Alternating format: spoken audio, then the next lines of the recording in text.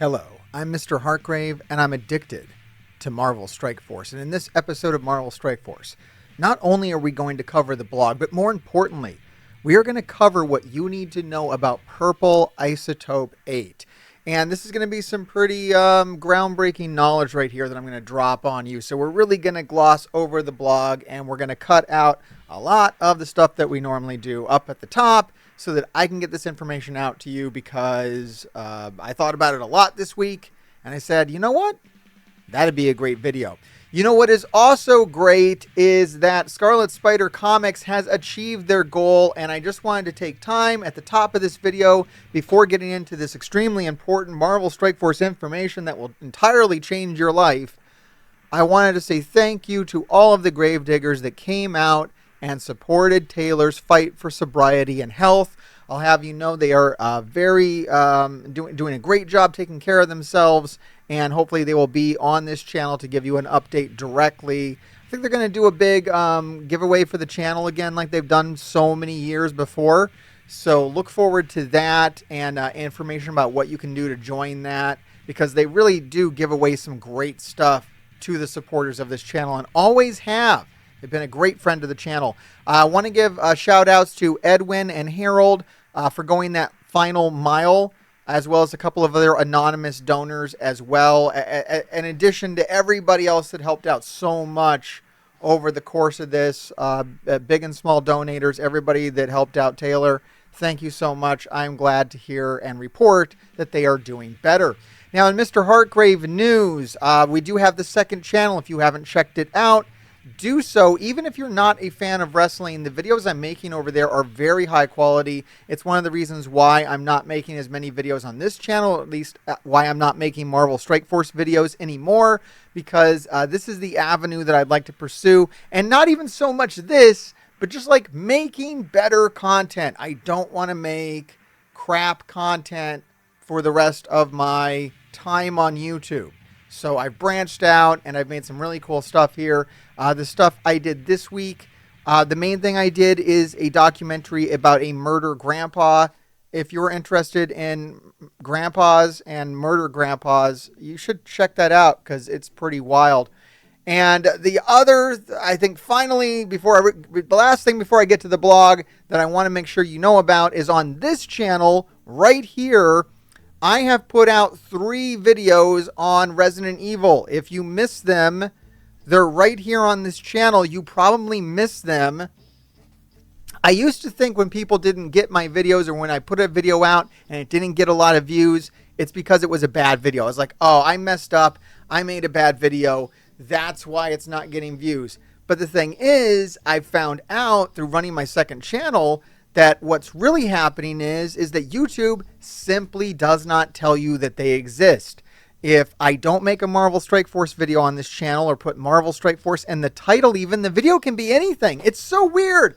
The video can be anything, as long as I call it Marvel Strike Force and I tag it as Marvel Strike Force. It'll show you the video, even if it's a total crap garbage video like this one. It'll show it to you, but it won't show you a good video that I spent a lot of time on if it's not Marvel Strike Force. So anyways, they're there. If you're interested in Resident Evil, or, you know, better videos, more interesting videos, they're right here on this channel. I want to make sure you know about them, because my information is 60% of people who might be interested, who would be interested in this, I'm not even going to say might, 60% of people who would be interested in this haven't been notified about it, have no idea it exists until right now. Let me know down in the comments if this is the first time you're hearing about these Resident Evil videos, and if you're interested in watching them. Better yet, go watch them, you know, after this video. And this is a long video, so I understand if it takes you some time before you do that. Okay, let's talk about this blog, and really, I'm only going to be glossing over this blog because there's not much to talk about here. The real thing to talk about here is Purple Isotope 8, and we have a lot to talk about. I have a notebook full of what to talk about when it comes to that. So that is what I want to do in this intro before we go live, before we do Cosmic Crucible attacks, before we talk about Dark Dimension, before everything else in this video. I want to talk about Purple Isotope 8. But first, I guess we got to talk about the event that's starting, that has already started. Has it already started? I don't know. I guess it's starting today on the 5th. Yes, today is Monday when you're watching this, if you watched on the day it came out. And there's not much to say here. Spend your Isotope 8 campaign energy, do your war battles, earn your alliance credits, and Old Man Logan trials start today as well. So there's actually going to be another, the next video on this channel is going to be about that. So if you're interested in what I'm doing for Old Man Logan trials or any of that kind of stuff, I'll have a video about that. However relevant that may be to you, stay tuned for that. Like and subscribe and all that bullshit. Strike Pass featuring Sasquatch, whatever. Gladiator is going to be released for money. I'll talk about it later, what I'm doing with that. I mean, actually, I'll talk about it. That actually pertains to the Isotope 8 thing, so I'll talk about that soon. Annihilator Super Showcase. If you got money, that's great. If you don't, fuck you. Age of X Chapter 2, who gives a fuck? And Mercs for Money Quick Rumble. And that is it. I think that's it. Oh, and you're going to be able to buy 7 red stars for Old Man Logan if you are fortunate to have gotten enough leader shards that you can actually put 7 yellow stars on Logan. And they got this little chart here because now they've went and fucked up the way this works. So now you need a goddamn chart to figure it out. Really, the only thing to figure out here is until you get 7 stars on Cabal, you are fucked. You will be behind. And that is how Marvel Strike Force works now. It is a pay-to-win game now more than ever. You know the drill.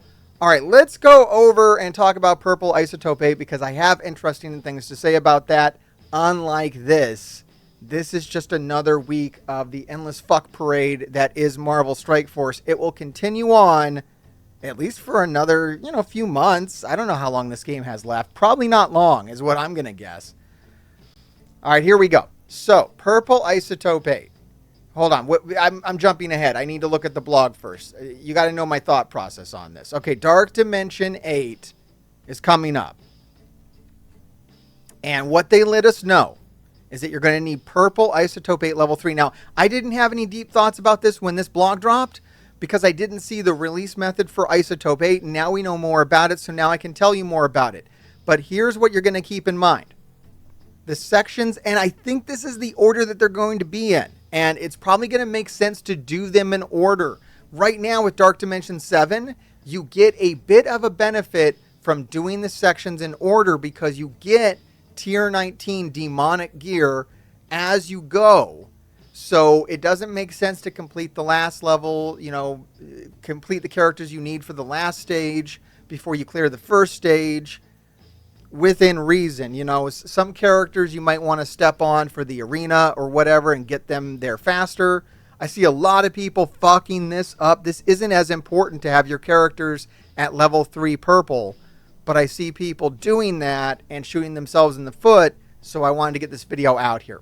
The sections are going to be City Villain, Non-Legendary. And I misspoke on this last week, and people were like, Mr. Hargrave, you can use mythic characters. Well, all the fucking mythic characters are fucking cosmic, guys. So it doesn't fucking matter that you can use them in City Villain, City Hero, Global Villain. All the characters you're thinking of are fucking legendary. And when you get to cosmic, you don't want to use any legendary characters. There's only one fucking legendary character that's worth a shit anymore. All the other ones are devalued to fuck, so it doesn't matter. Oh my God, like I told you, I have a ton of fucking thoughts on this, and it all stems about the order you're going to want to do this in and what characters you want to take. So, okay, let's go over. I'm ready to talk about it now. Oh my God. So, you got to think about this like any other Dark Dimension, except now instead of classes, you're going to think about, which Isotope 8, instead of which character origin trait, you're going to think about which Isotope 8 class they are, okay? Because you have to take 25 characters into Dark Dimension 8, and you're going to want to split those up evenly because there's going to be events. There's going to be events in the game. I mean, I'm fucking speculating. Maybe there will be no events, but most likely, just like how the fucking gear works, there's going to be events where they're going to give you a full set of Blaster Isotope 8 Purple, a full set of Brawler, a full set of Controller, a full set of Protector, a full set of Support, right? So it won't make sense if you're planning on taking 25 fucking protectors in here, because you're going to end up with a full set of gear for blasters, brawlers, controllers, support. So you're going to want to kind of balance that out. Now,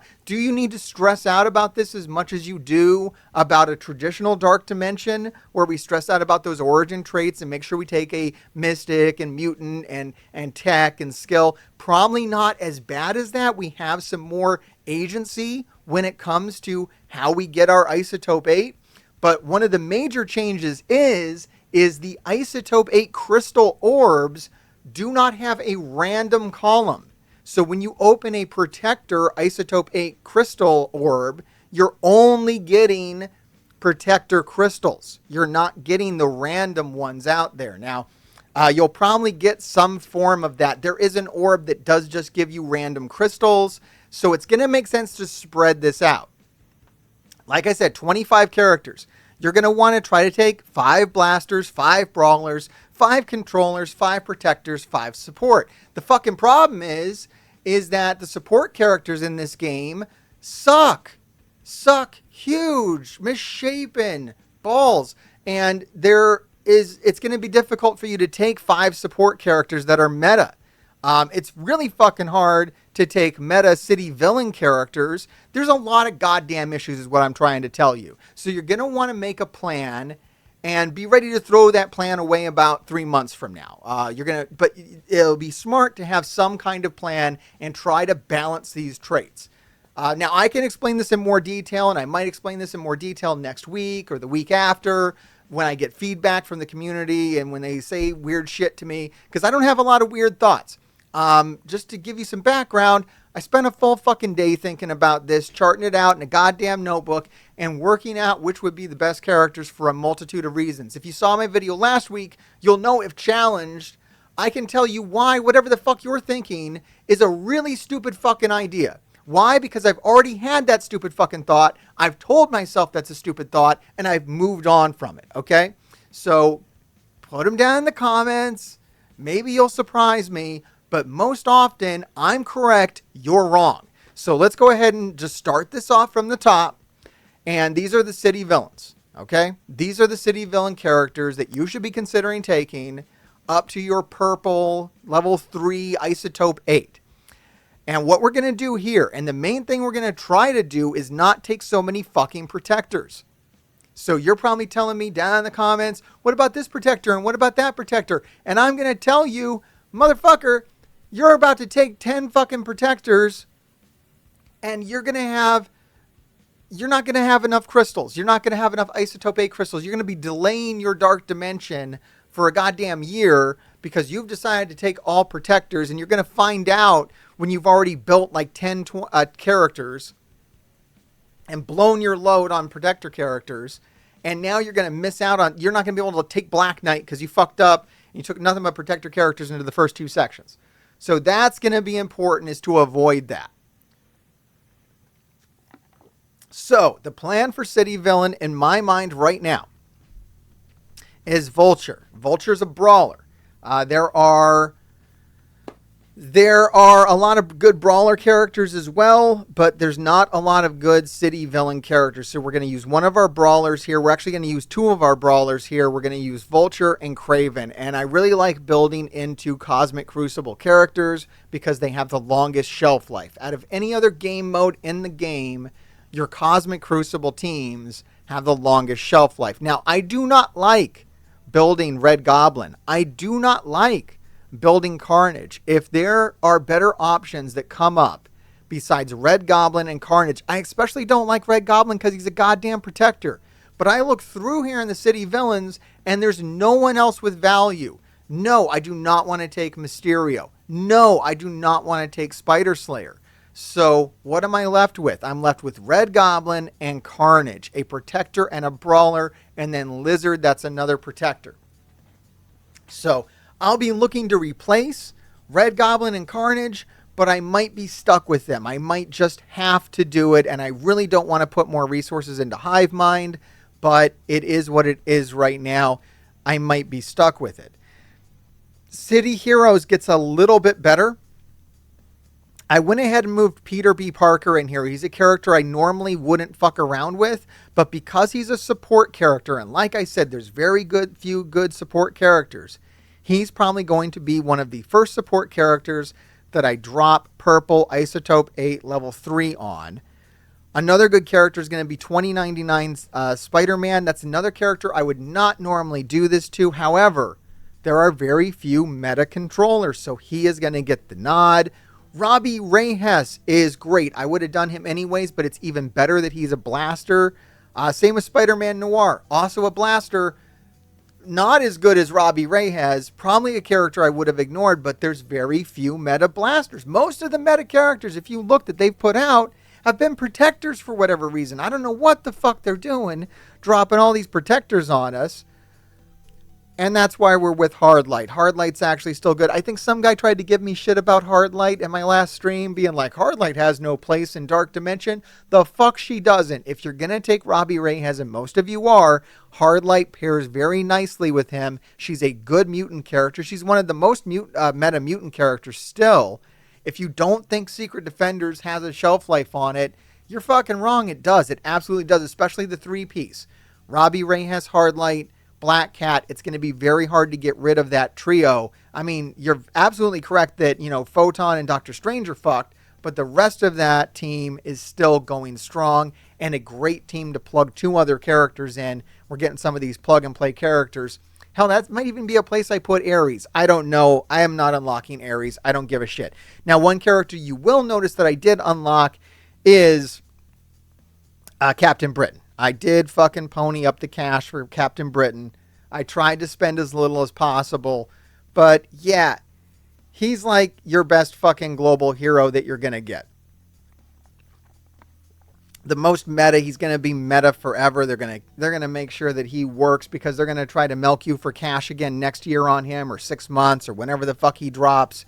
So he's going to be a great pick. If you can't take him, another pick that I had was Quicksilver. He could be nice, but you're going to be hard pressed. The main thing you're going to want to do here is focus on those Cosmic Crucible teams. Once again, we're going to go with Hank Pym. We're going to go with Shuri. Shuri's a controller. Hank Pym is a support. Captain Britain is one of those protectors. So is Black Knight. You can see we're very protector heavy. And I worked in Gambit here. Normally I wouldn't take Gambit, but he's a blaster. And I'm sure I replaced some kind of protector. Most of the characters you're going to bring up that you're like, hey, maybe this guy is good, or maybe you should take this guy. It's either going to be a brawler or a protector. I can almost guarantee it. Now, the second to last section is going to be global villains. Now, this is one you can take advantage of one mythic character. There's one good mythic character, or actually 2. There's 2 good mythic characters. We're going to go with Apocalypse, and we're going to go with Doctor Doom here.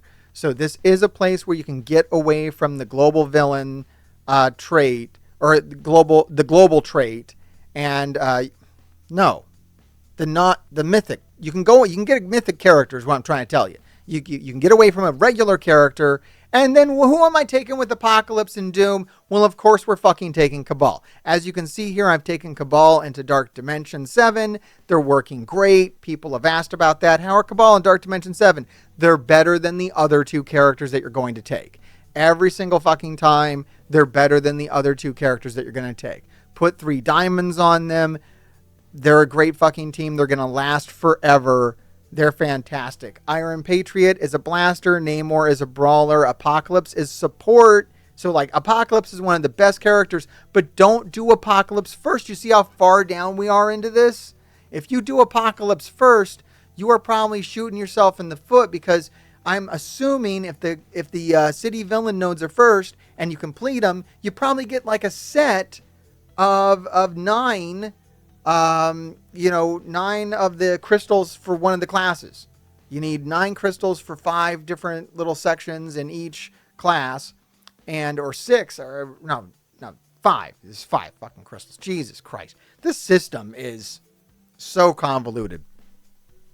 But what I'm trying to tell you is you're probably going to want to do them in order. So if you stick all this shit onto Apocalypse, now the good news is Apocalypse is support, and you're probably not really screwing yourself that much because there's only 2 other support characters you're going to want to use, but there it is.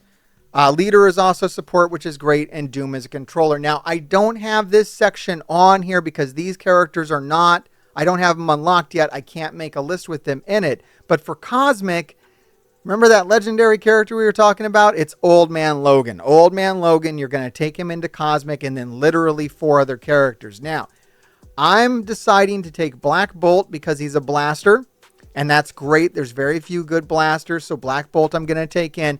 And then I'm going to take in the Annihilators. I'm going to take in Thanos, Endgame, he's a brawler, and Gore, who's a controller. And then I'm assuming that I will beat Dark Dimension 7 before I go in here, and I will take Mephisto. Mephisto's a protector. Like I said, all the fucking meta characters this year have been protectors, so I'll take Mephisto in here. And that's my plan. So the thing to know is to keep those traits balanced. And make sure you do them in order. Even though I firmly believe and stand by the statement that I believe that Marvel Strike Force is going to come to an end in the near future, not the distant future. I am one of the few misfortunate morons that decided to unlock Captain Britain with money. How much money, you ask? None of your fucking business. But look, you can't really do it for under 200. Captain Britain, and maybe I did well. The thing is, I did it over time. I bought a Hank Pym offer way back in the day when they said you weren't going to be able to finish the Pocket Dimension without Hank Pym. When they announced that, I said, well, fuck, there's a $40 offer. Let me just get Hank Pym, and then I don't have to worry about this Pocket Dimension shit. And then they changed their mind. And they said, you can go ahead and you can go in without him.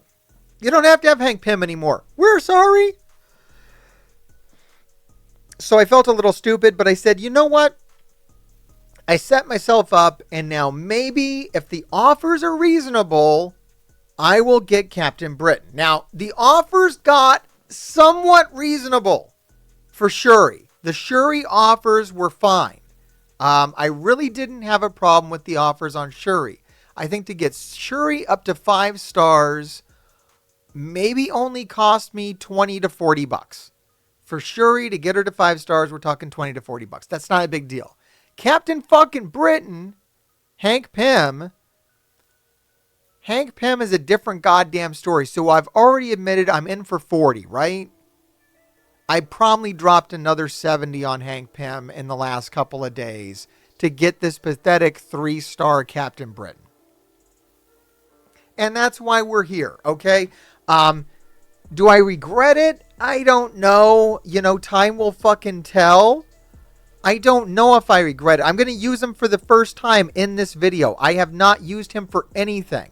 I just got him up to level 100. I put a tier 18 on him. I'm already in Global of Dark Dimension, so I can't take him there.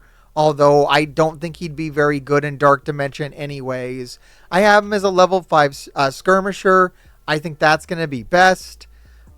We got people in the chat who were able to get Shuri to 5 stars free to play. And I believe that. It depends on how well you did on certain orbs and stuff. How hard you went on certain events. I don't know. I don't fucking know, guys. So there it is. That's my confession. Here's my Captain Britain. Is he fucking worth it? Probably not. He'll probably be most worth it if I put him on defense. But at this level, it probably doesn't even fucking matter. This is a pointless thing that I did, is what I'm trying to tell you. This was fucking stupid. So I don't know. I don't think you should have followed my path. I certainly am glad I didn't put out a bunch of videos on it. But here it is. Here's my video on it. Let's see what Captain Britain can do. We've got some Cosmic Crucible. Let's fucking go. You want to start off with the Captain Britain attack? We can start off with the Captain Britain attack. We can go right in. This is what I've normally been using Infestation for. Is on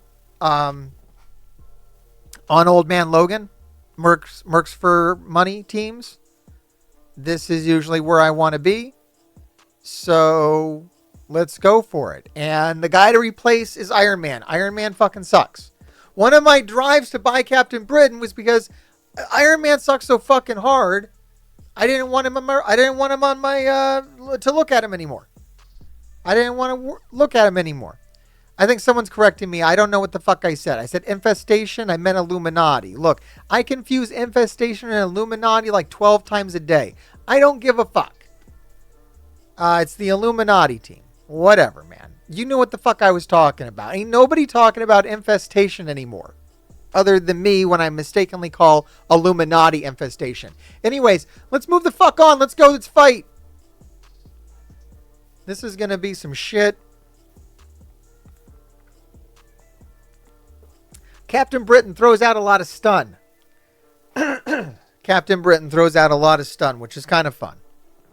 I assume I've literally never used him. This is literally my first time using Captain Britain since acquiring him for a stupid amount of money. Doesn't this remove charges?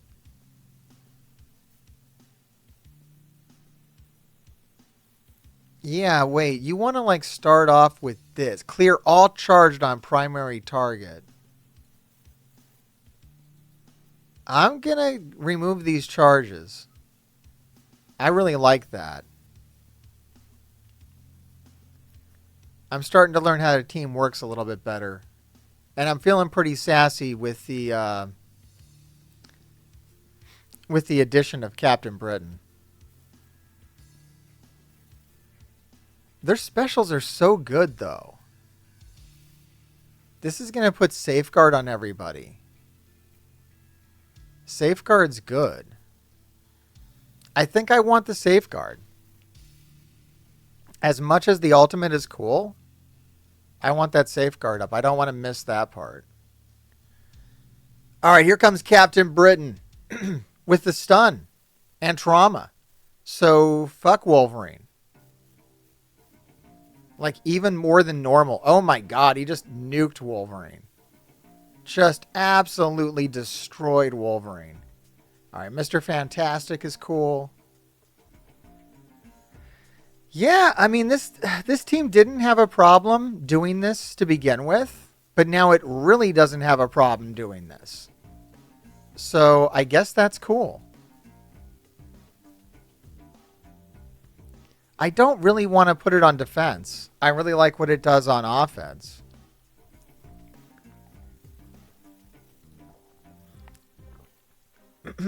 That's pretty good. That was okay. I got 4 stars free to play on both Pym and Shuri with lucky drops. I resisted to buy offers and then I bought the battle pass and now I feel dumb and dirty. Battle Pass wouldn't help you, though. The Battle Pass is like for Ares. I have no interest in Ares. Ares can go fuck himself. I don't give a shit about Ares. I'll unlock Ares whenever the fuck I unlock Ares. I guess Captain Britain was such a pain in the ass because, like, they were basically telling you you're just never going to get him.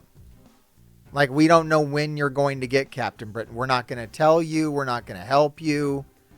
It was a real shitty release. Worst release ever, and I really hate backing it. I mean, I really do not like that I made their numbers look good on that. I'm part of the problem, guys, is what I'm trying to tell you. Absolutely part of the fucking problem.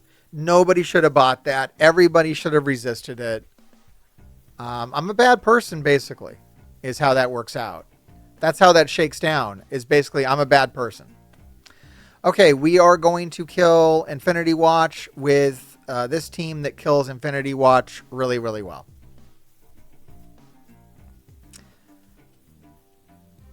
My money goes nowhere now, by the way. I'm done, dude. Fuck them. No more money for the rest of the year, and then maybe everything's okay.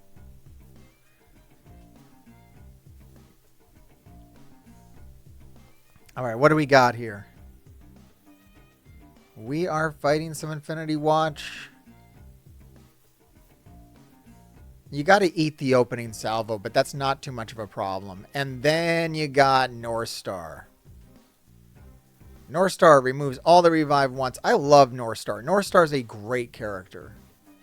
And then we're going to go ahead and do the ultimate with Nova. There's just no other way. I like the turn bar reduction that's going to happen here on the ultimate with Moonstone. I'm getting slowdown, and it's really tweaking me out right now, guys. I'm freaking out because when I hit a button, nothing happens. Jesus Christ. I don't know if I can keep playing this on BlueStacks if it's going to do that. That's really upsetting. Like, I do not want to lose a round because of a fucking timeout because I pressed a button and it takes like a month for it to activate. Everything's working okay right now, but that's getting really annoying. Potentially very upsetting. And we got the win. Easy win. All right, it seems to be behaving itself. All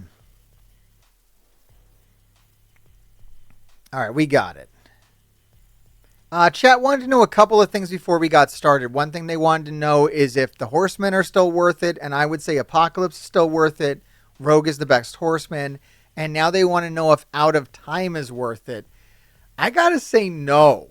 I know people out there are making Cosmic Ghost Rider work, but I just don't find him to be powerful enough. He's too fucking slow, too. Out of Time suck.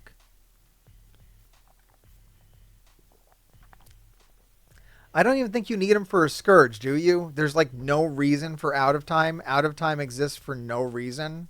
Am I wrong about that? I mean, Black Knight's really good, but that's it. His fucking team is awful. Out of Time is for Old Man Logan, so you have to get him up to 7 stars. Do you have to build them? I don't know. I guess you build them as much as you need to for Old Man Logan. You saw my video for Dark Dimension 7, and Nightcrawler Special speeds up the whole team. So he's kind of good with Cabal. I kind of don't care. I kind of don't care. I still stand by everything I said. I'm right, you're wrong. That's how that works out. Okay, what are we doing now? Is this the room? I cannot handle this fucking slowdown. I cannot handle fucking clicking the goddamn button and then nothing happens. I cannot fucking handle that. Oh, this is the bad room for... All right, my counter doesn't work in room 4. What I was doing in room 4 with Secret Defenders and Tangled Web, it won't work in room 4 against Spider Society. Fuck this game.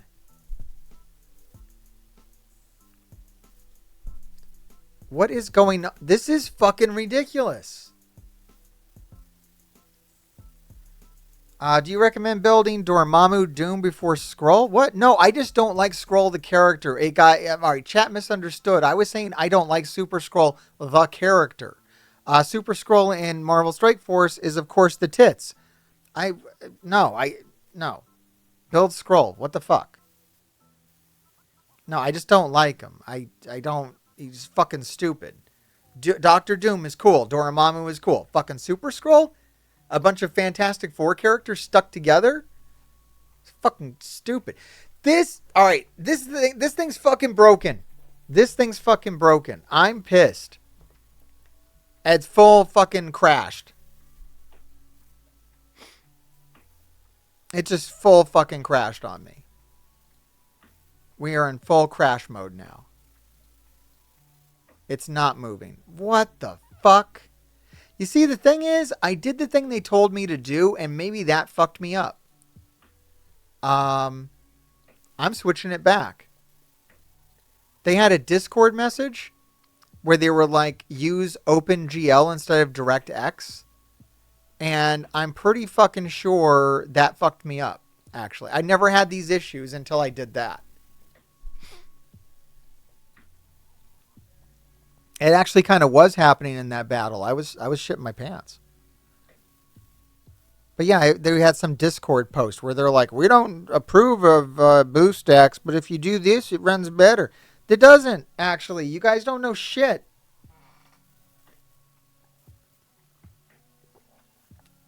Develop a fucking web client, you goddamn morons. You money-hungry, greedy pieces of shit. All right, it's already running better. No, do not do that. Do not switch. Captain Britain is fucking stupid. There's no point.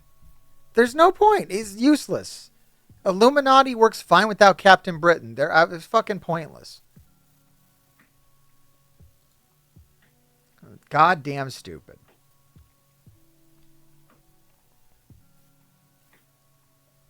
Where's my window? So chat wanted to know how I feel about Captain Britain. What's my first impression? And my impression is he's fucking useless. Goddamn useless. Pointless. No, a waste of fucking money and time and thought and effort and everything else. No fucking reason to it.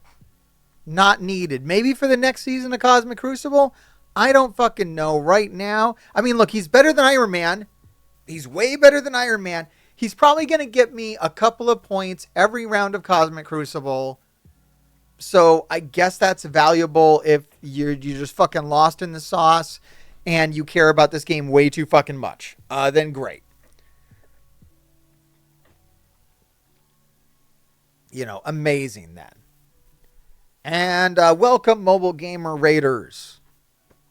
I'm just recovering from a crash of BlueStacks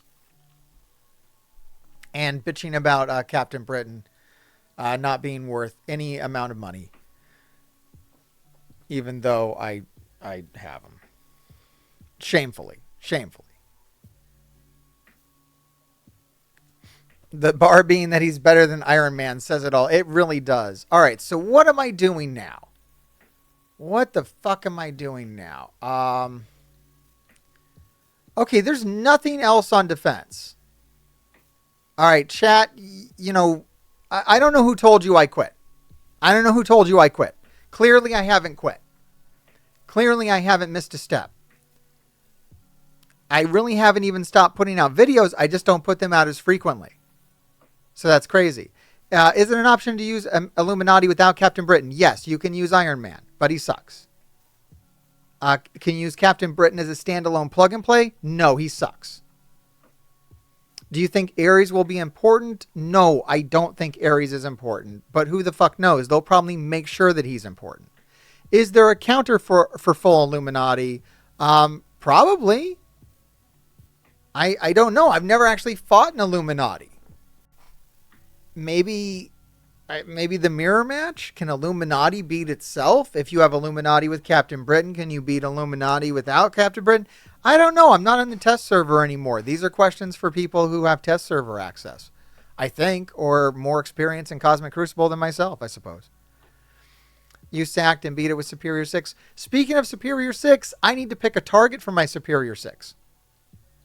I actually do, and I don't know where to go with this. All right, wait. I can use New Warriors over here on 1. Let's start with that, and then that's going to really free me up. This guy has screwed up to the point where I can use New Warriors, and that always makes a life easy. He's put a team so crappy on defense that I can run through it with New Warriors. So that's like a basic win. Easy win. I can use Superior 6 on 3. Look, it doesn't matter. After I do this, once I get this win with New Warriors, I can do anything I want to do. Because I'll have more attack teams than they have defense teams. It's going to be easy as fucking cake. Cakewalk. Absolute cakewalk after this. All right, let's go ahead and start over here on Captain America. Doesn't really matter. Everybody's going to die. It's New Warriors, guys. They still work over here. This is one of the few places where New Warriors actually still function. Believe it or not. You can't always use New Warriors these days, but when you can and you get away with it, it makes the round really, really easy. Basically, your only job now is to prevent people from using New Warriors on you, and this guy has failed. All right, little Gwenpool. I'm actually surprised about how sturdy Captain Carter and Ghost Rider are over here. I'm surprised they're not dead, but we'll get them. It's going to happen. I'm not worried about it. This is taking too many turns.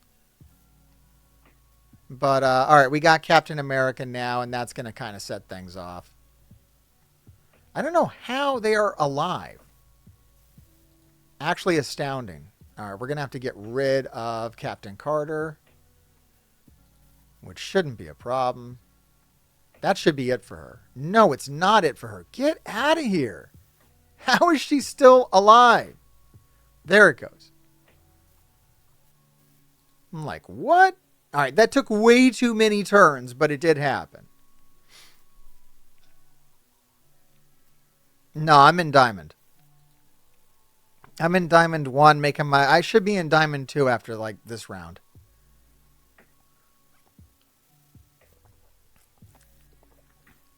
That's cool that Illuminati... You know, I guess that's one thing. The Captain Britain version of Illuminati can probably beat anything in Crucible, which is good. Chat wants to know, they don't have Doom yet. Should I get them before the Horsemen? No. I would go after Apocalypse. I think new players, what you guys need to do is just go get Apocalypse. They've made it so easy and streamlined to get Apocalypse. Just go get Apocalypse. All right, the next move I have is going to be... I think we're going to do Cabal on this.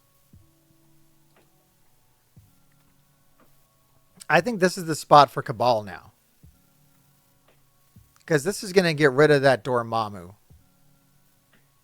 Get rid of all the revive once. All that kind of goofiness. Yeah, that's going to be the way to do it. I could get real mean here too. Which I might want to do. And put in Super Scroll. I could drop in Super Scroll just for fun. Because I can just get stupid now that I was able to use New Warriors. I think that's the thing to do. I don't like throwing Super Scroll against against Black Knight. Super Scroll and Black Knight, it's not fun to throw a Super Scroll against a Black Knight. You usually end up getting your Super Scroll killed or some kind of crap like that. So I can avoid that. I'll be taking Old Man Logan in there. Let's go for it. Nah, no reason, guys. Guys, there's no reason to get that technical on this Cosmic Crucible round. It's not like that at all. This is easy stuff.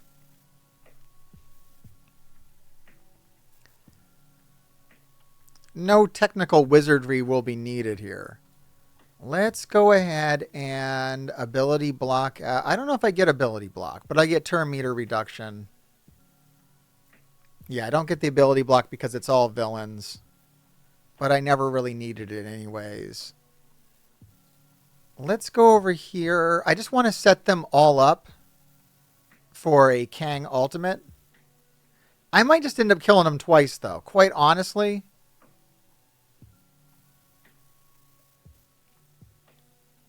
Like, this might be just a kill everybody twice situation. I don't have to worry about the revives. This is going to get ridiculous. This is going to kill everybody. No, I can't believe Gambit survived that. No, there he goes. he only survived for like a half second. He didn't last long. We'll go ahead and go after Nightcrawler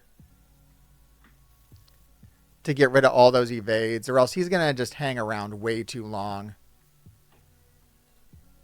We'll come in through here with Skrull, and that's probably going to kill everybody over here on the right. Yep, and now we just have a rogue who is going to attempt to do something and ultimately fail, and then die to Iron Patriot. Good. Done.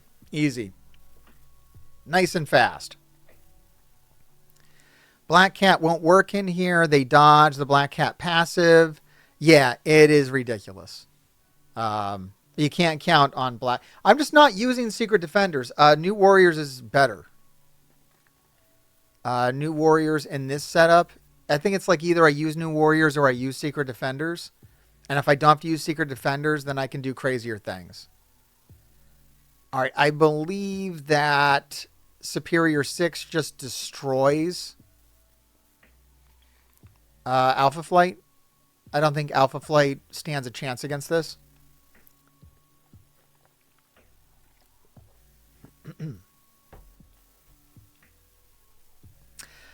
I don't know. In some defenses that I run up against, Secret Defenders is clutch. It depends on where they put their Spider Society. If they put their Spider Society in any other room, then I would use Secret Defenders on it, and it would work great. All right, here we come with the ultimate from Green Goblin, and I don't think they really get a turn from what I remember on this. Yes, Lizard comes through, takes all their stuff, totally destroys them. We'll put ability block on North Star, but he's not going to get a turn. Yeah, we'll just put death on North Star. And then it's over. Oh, Wolverine somehow survives. Wolverine survives another turn. Now he's gone, and we have won. All right. So now I can just throw the phone book at that Spider Society and Black Knight.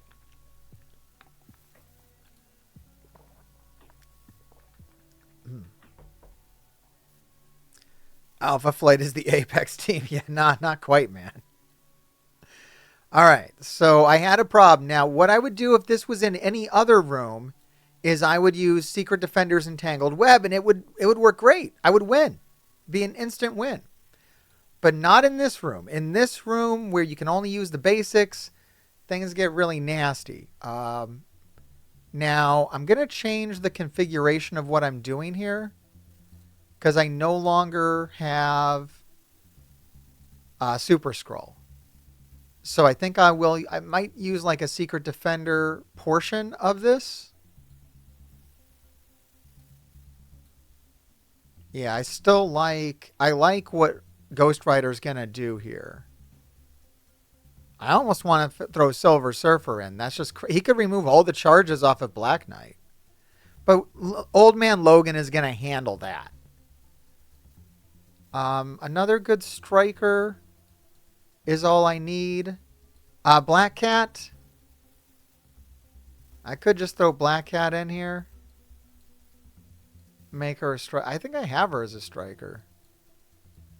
Yeah, I was using Dr. Doom. You know, I think I'll just throw Black Cat in here.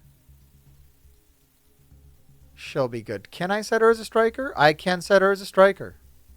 Great. So now I've got another striker for Old Man Logan. And, all right, so we're just going to go Secret Defenders with Apocalypse and Old Man Logan and utterly destroy this.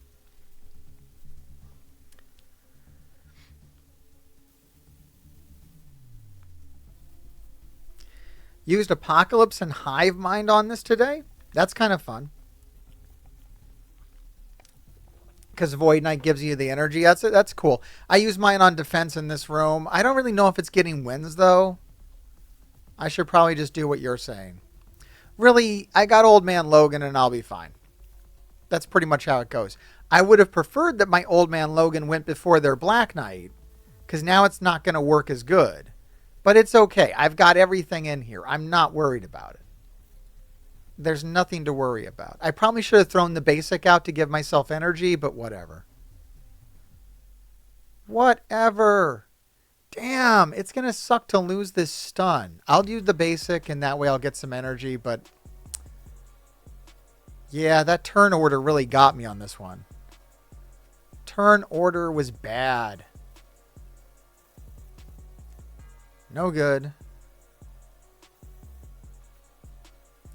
Yeah, this is a great team for this room.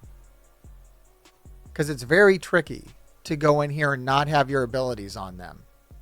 That can be very bad for a multitude of reasons. I'll get that safeguard up.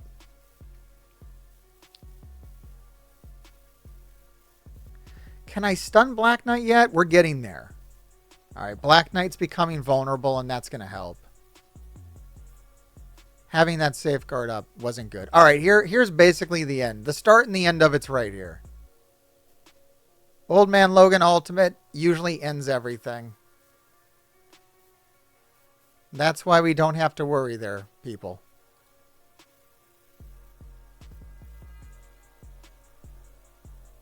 Let's see. I'm going to stun Penny Parker. Because Black Knight's already dead. He just doesn't know it yet. Oh, I'm just going to kill Penny Parker. All right, even better. This is so over. Yeah, this is done. And then I've got the Apocalypse Ultimate, and I don't even need it. All right, it's over. I probably could have thrown Apocalypse on like another room. Old Man Logan and Secret Defenders was enough. But there it is. Let's see what kind of score we got. It should be pretty high. That should be a pretty good efficiency right there. 5198. We got it. Looking good. So we use New Warriors on room 1 for a 17-point bonus. They did stall me out a little bit. This team lasted longer than I thought it would. And Illuminati on Old Man Logan for 25 points. 23 points Cabal on X-Men and Dormammu. Through the kitchen sink at room number 4. Held me up a little bit. Only got 19 points there. 23 points Superior 6 on Alpha Flight. Alpha Flight sucks. And then we were able to take out Infinity Watch. Throwing North Star in there makes Infinity Watch not the team it used to be on defense. It's kind of a non-issue. 23 points. So we'll see what my opponent can put up. But they've probably lost. In my experience, they have probably lost. Update on Dark Dimension for everybody out there. So I'm in Dark Dimension. I am in Global. I have my global team now. And just last night, I beat the first global node. It took me 6 attacks using my team of Cabal, Shuri, and Black Knight. And Cabal is great in Dark Dimension. They do better than the other 2 characters that you take with them. Really, really good team. I hear that the second node is going to take twice as long. So I anticipate 12 attacks on the second node. And then I will be going into Cosmic. Now, a lot of my plan for Cosmic hinges on characters that have not been released yet. My plan is to take Gore and Thanos Endgame into the Cosmic section. And they are not released yet. So I am right on time as far as my plan goes. Chat is confirming that the second Cosmic node sucks. And that's what I've heard as well. I've heard that the second Cosmic node is awful and should give me plenty of time for Gore and Thanos Endgame to come out. So I don't really mind. I'm stuck here for the time being. And then as soon as I do that, I think I should be more or less ready to go on the Legendary section.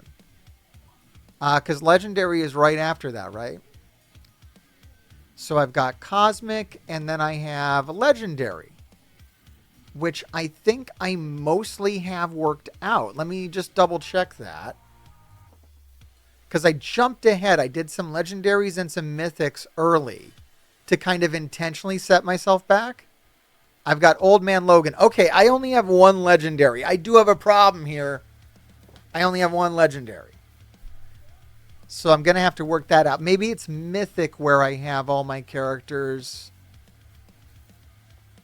Because you only need 4 Mythics. And I think maybe I have 3 of them. Maybe I'm not as close as I thought I was. Or maybe I'm exactly where I thought I was. I don't really know. No, that's Mystic, Mythic. Okay, I have 2 Mythics. Oh, and I guess the thing is I keep looking at it. I could do Kestrel any moment.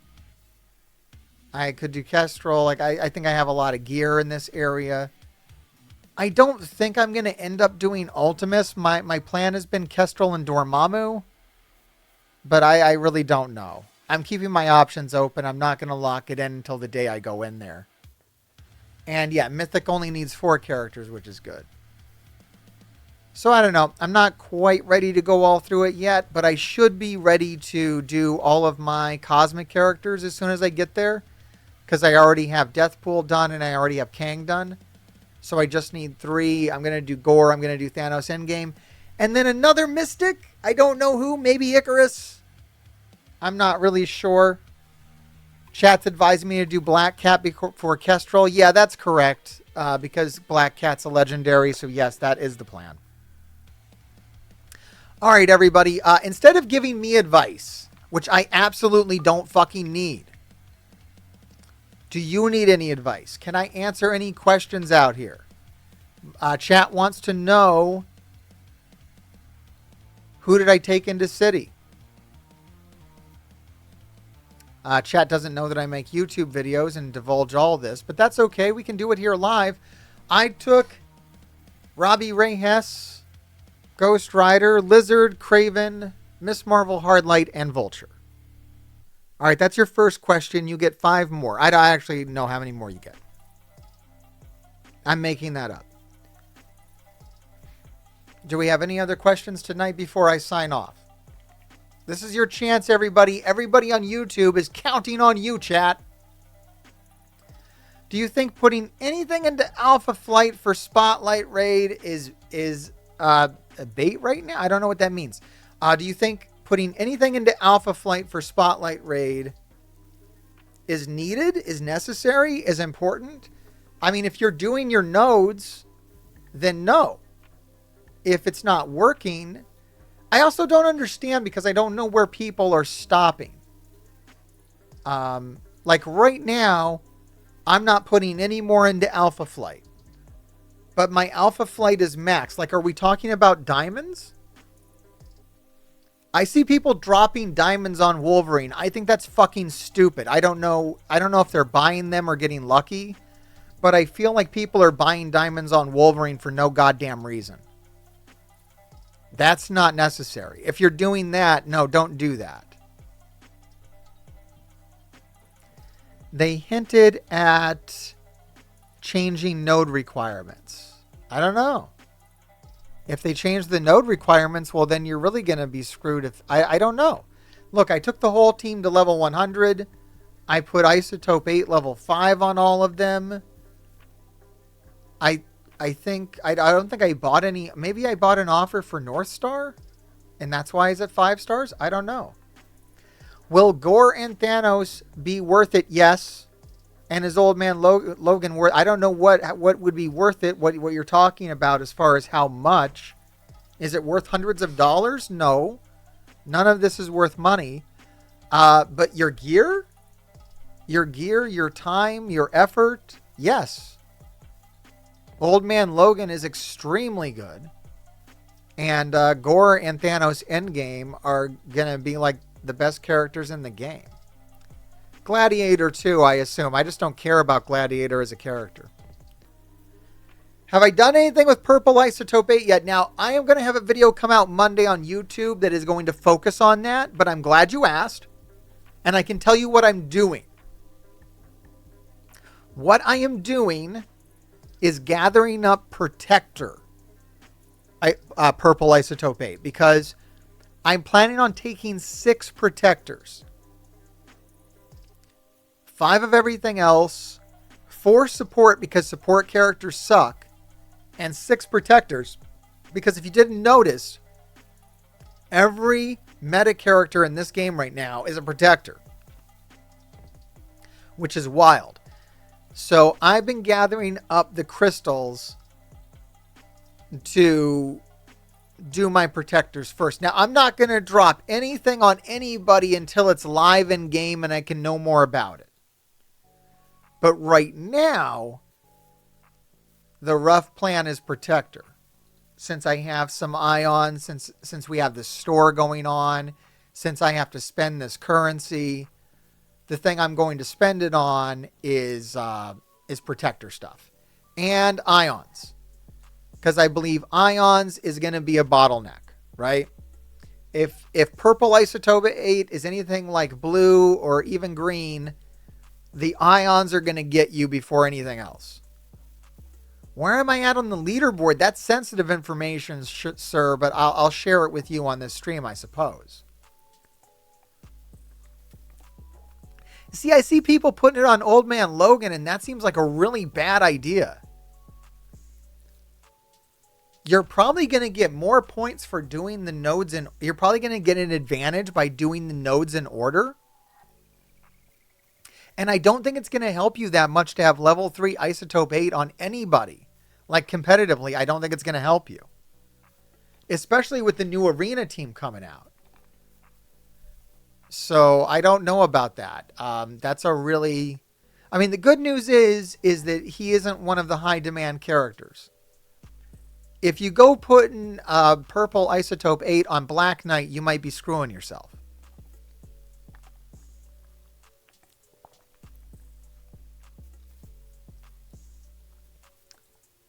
But yeah, like we've seen with Dark Dimension 7, there's actually an advantage to doing the nodes in order because you get red gear to help you get into the next node.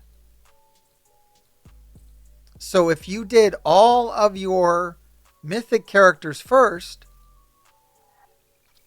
you're losing out on gear that you could be using to get into the other sections and work your way towards the end. Now, it's not a huge deal, but I don't know what the impact of purple is going to be. I don't know how they're going to set up Dark Dimension 8. For all we know, each node is going to give you a full set of ions for a certain class. And that'd be amazing. Once again, I don't know. I have no information on this. But since I don't, that's why I'm waiting. All right, you want to know where I'm at on the leaderboard? Dumb question, but how do you feel about Dark Dimension 8 not being gear gated, having it solely be purple ice? It is strange, and I told you, I have a video coming out Monday. This is actually going to be in that video. And I will tell you why I'm picking the characters that I'm picking. These are the characters that I'm picking. And what I noticed is that it made me make interesting teams. It made me theory craft out some interesting teams. It kind of makes you pick a protector for each section. It kind of makes you pick a protector, a brawler, one of each class for each section. In a perfect world, for villain, for city villain, you would take one of each class. City hero, one of each class. You get the idea, right? So it's kind of fun to make teams, like actually craft teams. Now, I'm sure that's not the way they meant it. It might not even work that way at the end of the day. But it's an interesting concept. I like it better than the traits. The traits are annoying because there's so many teams that are mixed. Like my Dark Dimension teams are kind of a mess, right? Like, what is this stupid team that I've made? This half Superior 6, half Secret Defender. It doesn't have proper synergies. It sucks. Same thing with Cabal. I've got Cabal, an Illuminati, a Black Knight. They don't work together, and it sucks. It doesn't make any sense. The Dark Dimension 8 teams have the opportunity to make more sense if you want them to. And that I kind of like. All right, that stupid leaderboard. Look, I don't want to duck your question. I just gained some points for it because I used my 5-star Hank Pym. I got milestone 18 on it. Amazing. Let's see where we're at. I'm sitting around 1,500. Honestly, I thought that with everything I was doing, I might get into the top 1,000.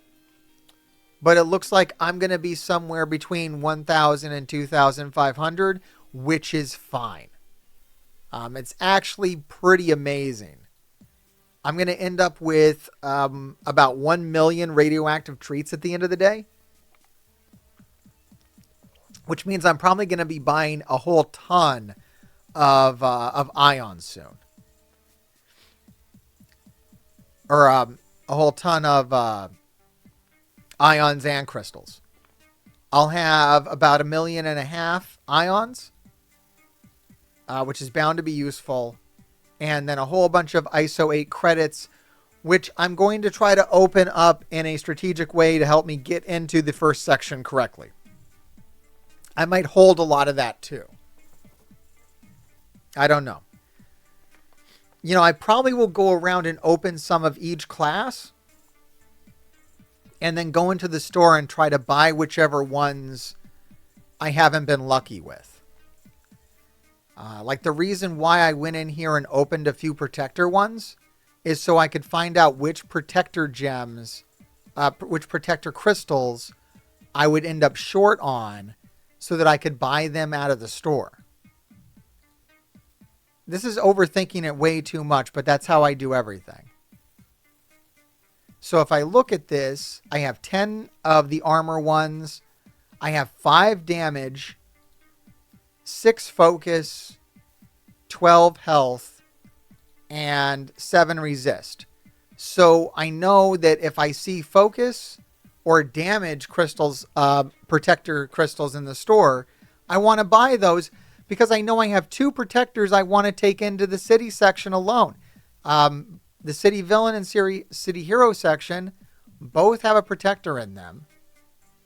Actually, I think I'm taking 6 protectors in total right now. But in the first section, I'm going to be doing that. So that, that tells me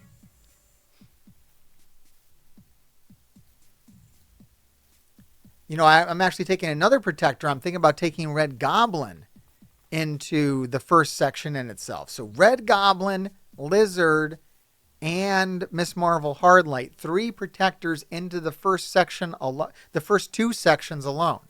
So protector's definitely a focus of mine.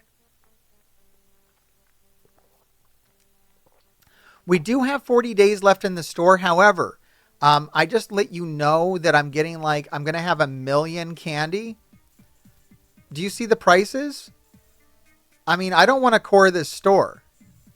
I've been buying stuff every day because I'm going to have way too much currency. I don't know how much currency you're going to end up with, but if you're going to have a lot of currency like me, then you're going to want to start using the store because you're going to run out of time with the prices down in the 5,000s and you're going to have 1 million. I'm going to have 1 million currency. Do you understand where I'm going with this?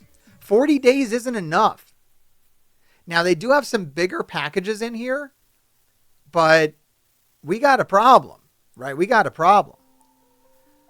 The currency that I have right now, it's all coming from that milestone. Now, not everybody is doing what I'm doing on radioactive prep. Some money went into this, but a lot of this currency was coming from here. The last 3 milestones alone was most of my currency. But I'd watch out for that. The store does seem like you have enough time until you end up with a bunch of currency. And then keep in mind, everybody's going to get a ton of currency from the ranking. I think everybody is going to end up with, 500 or, 300K. I guess maybe I got to look down a little bit lower. 200K. More currency than you probably think you're going to have. And if you're only going to try to spend it 5,000 at a time, and you wait for like the last 10 days, you're going to have to start refreshing that store. And that's not something I want to do. Just food for thought. That's more something that I have to do because I'm getting way too much goddamn currency. Another weird thing is that Odin is a hero in Dark Dimension when it hasn't been done. That is correct. Is it worth taking up Vulture if you have already invested in Spider Slayer? I don't know. I would not invest in Spider Slayer. Spider Slayer sucks. He's a character made out of assholes. So you think the bottleneck won't be the pieces, it'll be the ions? Yeah, it usually is the ions. Here's why I think it'll be the ions, by the way. Another thing I wanted to do is get an idea of the prices. I posted this on my Discord, but very few of you are on my Discord. If you want to go to level 3, if you just want to fuse 1 level 3 crystal, it's 57,000 ions. So we're looking at around over 250,000 ions just to fuse 5 crystals. I don't know how much it is to actually put the classes on, but that's going to be a cost as well, right? So these ions, and I have a lot of them. I've got 320,000. It's going to be a big cost per character.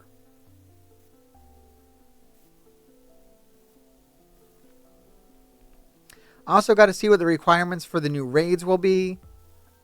And we're sure that Purple Isotope 8 will be a part of that. Probably. So yeah, I'm really not trying to put... I'm not going to put crystals on anybody. I'm just storing them up. Specifically in the Protector class. That's my thinking on that. All right, everybody. I think we're nearing the end of this live stream, but I'll give you one more chance for questions before I sign off. But I thank you all for being here and tuning in. There'll be more video if you're watching this on YouTube. I've got some other live stream to put on here. I've been putting the live stream that I do on my second channel on my first channel as part of this. I don't know why, but I do. I figure, you know what? If you can't get enough of me, it's there for you.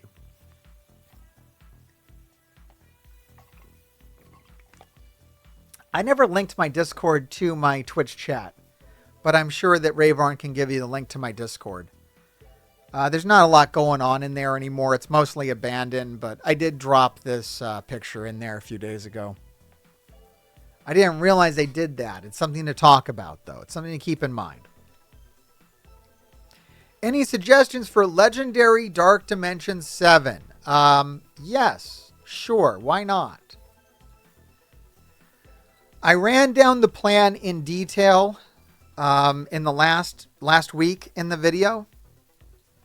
But for those who are here live or want a taste of that, my thought process was Green Goblin Classic, Black Bolt, Black Cat, Old Man Logan. Duh, everyone's doing Old Man Logan. And then someone else. I'm probably going to do Rogue. That's my thought. I think all these other characters suck. It's really a short list. Green Goblin Classic, because of course. Black Bolt, because of course. Black Cat, because duh. And then Old Man Logan, because are you actually kidding me? It's like one of the best characters, if not the best character in the entire game right now. I guess Mephisto is the best. But yeah, the only one to debate is the fifth one, and I'm going to say Rogue, but I might change my mind. I'm not there yet. Maybe they'll fuck around and release another legendary character before that even happens. I mean, who knows? It's possible. All right, everybody. If you want more advice on Dark Dimension 7, I would implore you to check out last week's video. Thank you so much for being here live or watching this recording. And keep digging. I worked on a video. I worked on a controversial video on another channel. I haven't watched it yet. Maybe we should watch that video. Do a bit of a Mr. Hargrave reaction to his own video. Kind of? I thought the Suzuki video was really fun. It's really cool. I had never seen footage of Suzuki when he was young, so that was really wild to go check out. And yeah, the Tekken thing? I had no idea. Had no idea that Suzuki had a connection to Tekken. Specifically Tekken 3, by the way, guys. I didn't state that in the video. I only found it out, like, specifically when I went to go get footage. The footage used is from Tekken 3. That's the one. Tekken 1 and 2 did not have motion capture. Tekken 3 did. We're going to definitely do that reaction video. Another video I put out this week was a reaction to every All Elite Wrestling Blood and Guts. And it did very poorly. It made the MJF video look successful in comparison, which is quite a feat. I don't know, guys. Look, I was telling my producer today that I've given up on these videos doing well. I've given up on any idea that these videos are going to do well. And I'm back to making them for Instagram clips. The Instagram clips do great. The Instagram clips are doing wonderful still. But the videos themselves, not so much. I'm fighting a sneeze right now. Is it going to happen? Is it not? I don't know. The clips go to the... Hey, Swerve shared one of my reels again today. Like, I don't know. It's wild. So, but it doesn't pay the bills. And I should probably figure out something that does.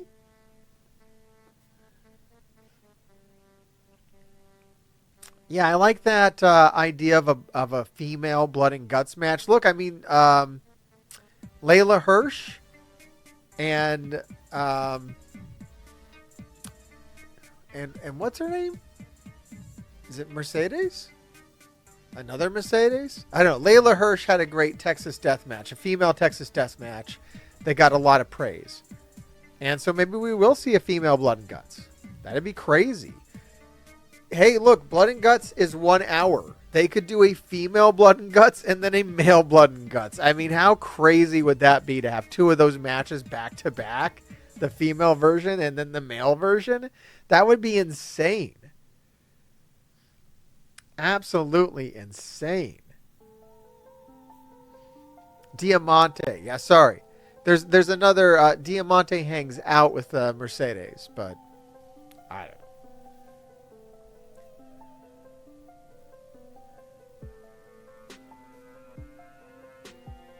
I should make a Tony Khan video. Maybe I should make a Tony Khan video and get Tony Khan too. I should just make a video where I beg Tony Khan to give me some kind of access. Tony Khan, let me wrestle. Let me interview your wrestlers. I don't know. Look, I make the videos right now because I like making them. And the clips do well on Instagram, and it's a fun kind of thing to do that I do as a fan. And I can't think of it as a way forward for my, what do you call it, part-time job? My part-time job as a content creator. That's basically what I do. That's what I've been doing now for a while. It's been kind of a part-time job, but I can't. I have never been able to sustain this profession on the second channel. I've never been able to get enough traction here to give up working on my first channel. I tried it for a bit. I tried giving up on my first channel a little bit and hanging out here more, but I've got to go back to just making some kind of content for my first channel because it's easier to get traction there. Sometimes. I don't know. Maybe. I have no idea.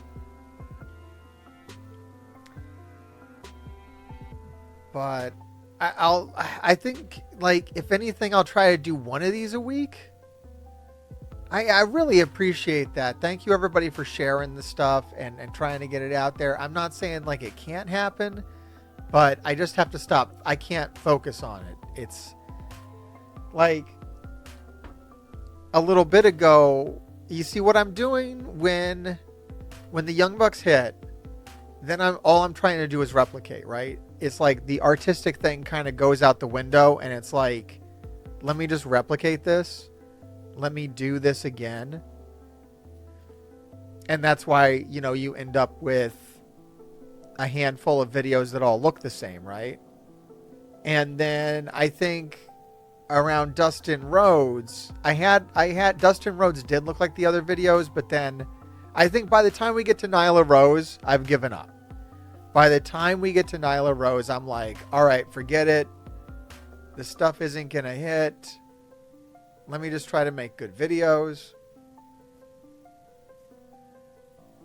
Which I think all the other previous videos were good, but, we've just gone, like, I like the way the Daniel Garcia video looks. It's never going to hit. That's never going to work on, like, I know when I make that video, when I make the Daniel Garcia video, the subject matter, the thumbnail, the title, everything about it, I know it's not going to be successful. I know it's not going to do what it needs to do. It did get Daniel Garcia to like it. Daniel Garcia did see it and he liked it. So that's cool. But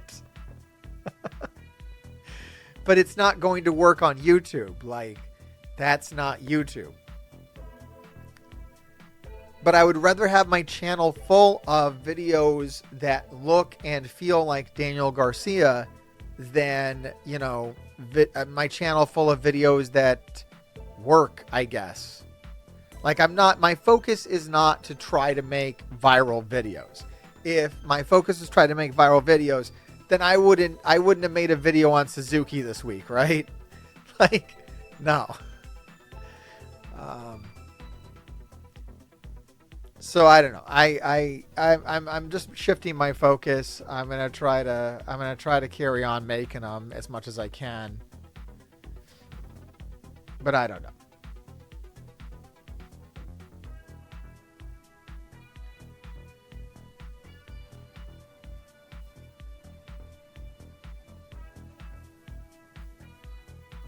I thought the Nyla Rose video was good.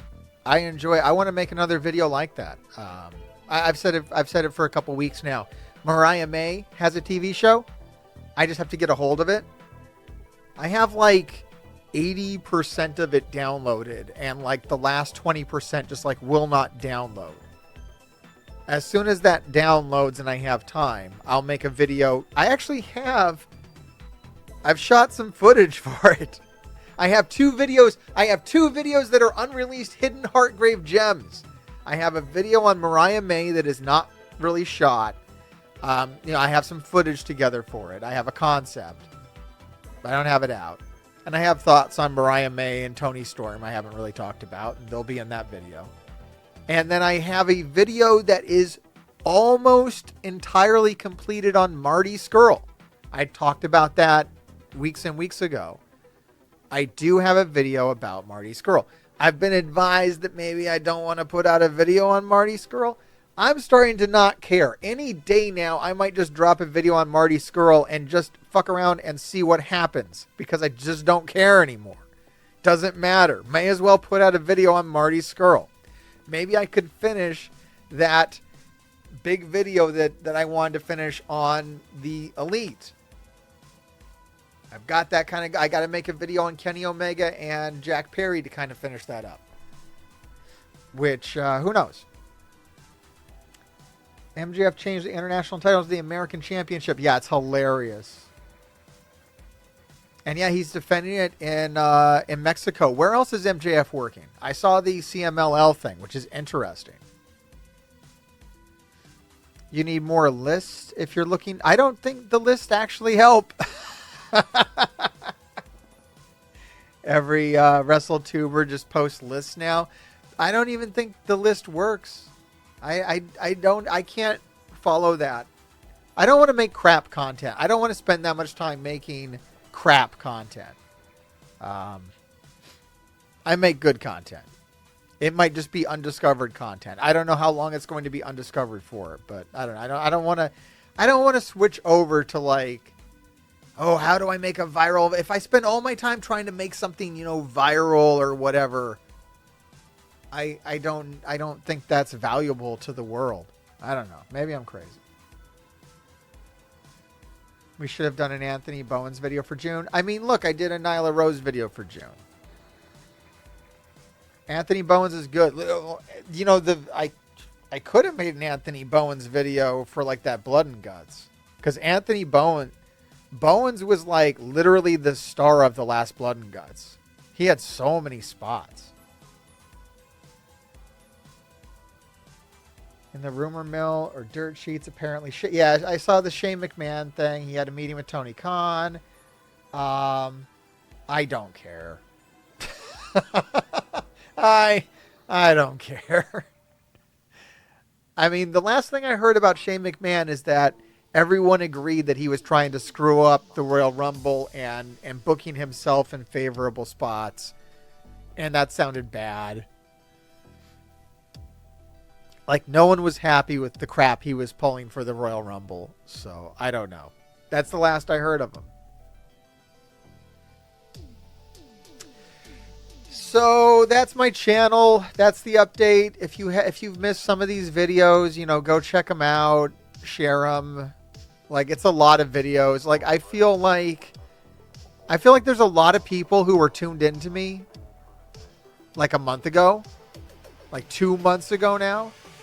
There's a lot of people who were probably tuned into my channel 2 months ago who would be utterly surprised to know how many more videos were on the page.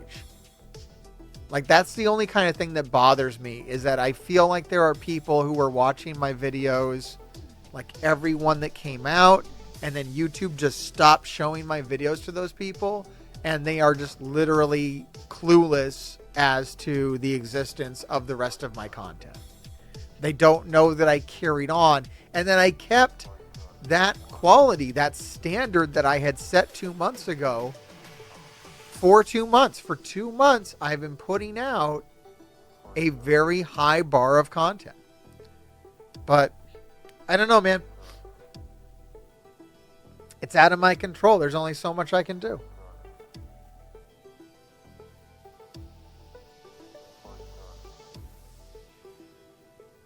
Yeah, I do the surveys on the channel. Well, this is wild too. Speaking to that, so I have this community tab, right? And I'll put out these votes, and I'll say who's seen the video and who hasn't.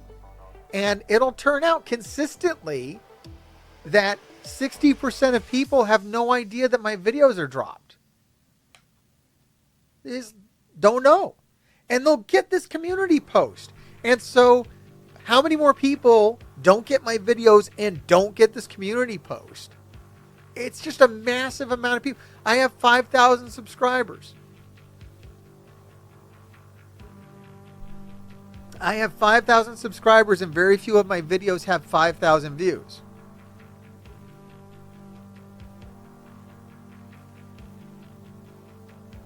YouTube just does not love this channel, man. And yeah, these polls are wild. It is wild that 111 people will see this post and vote. I mean, more people probably saw the post and didn't vote. 111 people, though, voted on this. And 60% of them across the board for 2 months. For 2 months. 60% of people have not known that I put out a video the week I put the poll out. So you know that YouTube is screwing me. But I don't know what good that does me to know that. Like, I know that. I don't know what good it does me to know it. But I do know for a fact that YouTube is screwing me. So there it is.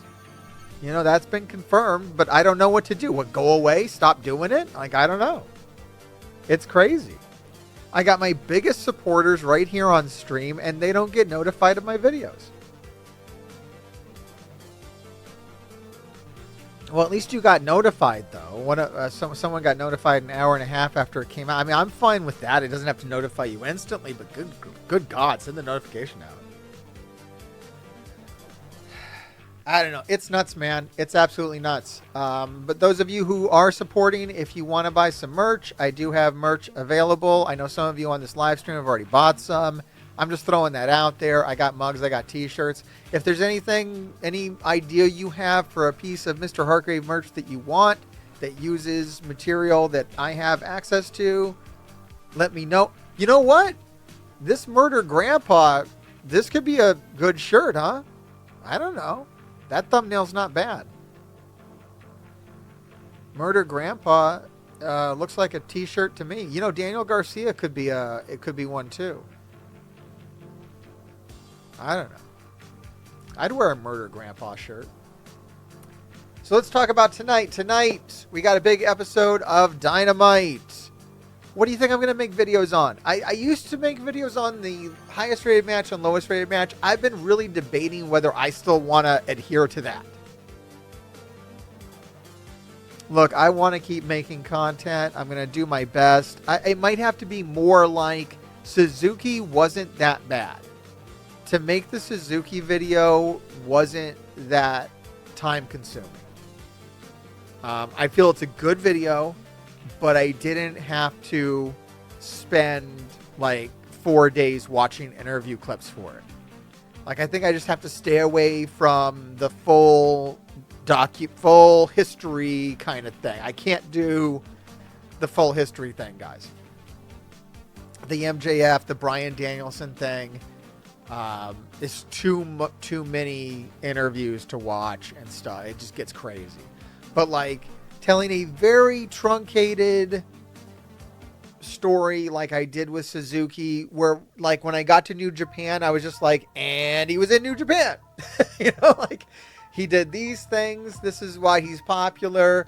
He also did a whole bunch of stuff that I'm not going to talk about. And that brings us to today. Kind of that style I can do. And then if I have to do like 6 videos on a guy and then put them all together at a later date to kind of actually make the full story, I'm fine with that. But I just can't do, like, I have to try to be better at gauging how much time one of these things is going to take. And keep it reeled in a little bit.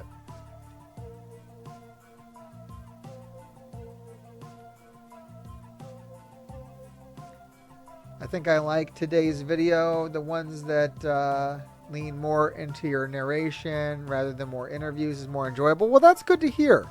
I noticed that with Suzuki that I was telling the story more than... Well, the thing is, with a guy like Suzuki, he doesn't do a lot of interviews in English. He literally wrestled most of his career, like 25 years, in Japan.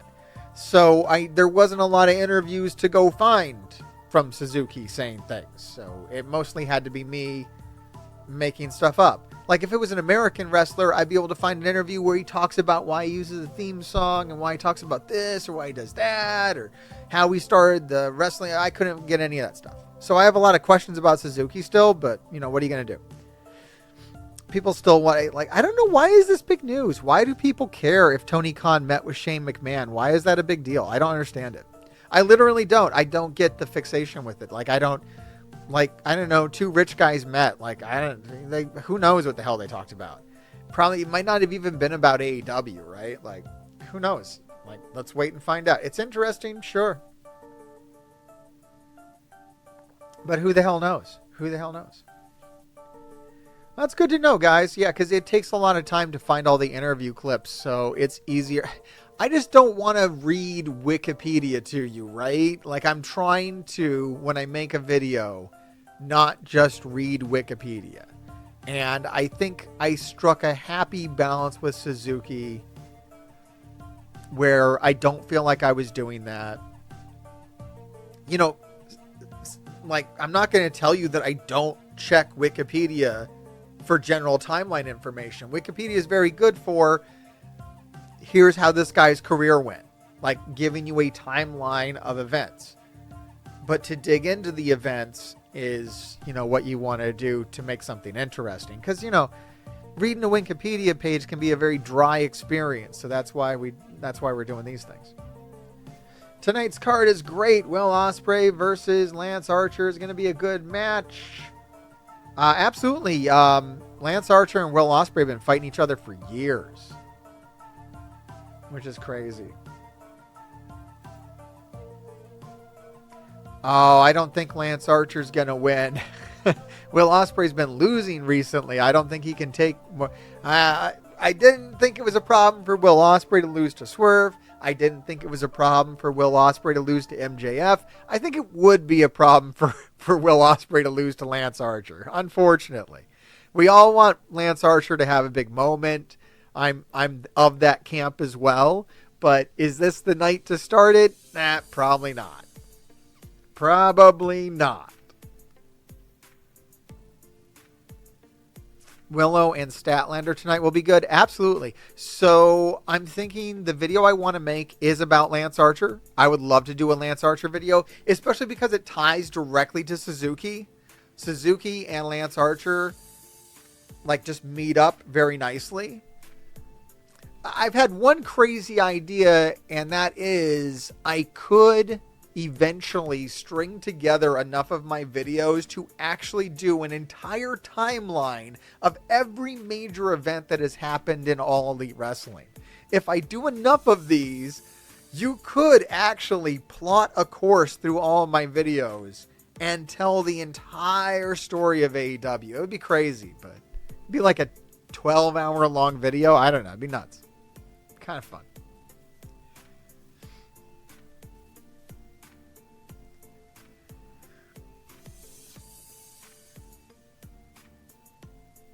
So yeah, I think Lance Archer is the guy that I want to make. a video about. So we'll do that. It does help these videos to do like the 5-minute match review at the end, because videos do better on YouTube if they're longer, and the typical documentary before I add that footage is like under 10 minutes, and that's bad. Like, I don't want a bunch of videos under 10 minutes on my channel. So it does still make sense to pair them up with the Dynamite episode, and keeps things kind of, you know, current as well. So you can kind of tell when I shot something, tell what point, you know, I don't know, give some current events to the whole thing. I don't hate it. We're going to hear from Bryan Danielson. He's probably going to just shoot a promo for Wembley. He was supposed to work a bunch of matches, but I guess he's not, because he's actually injured. They're just trying to get him to Wembley.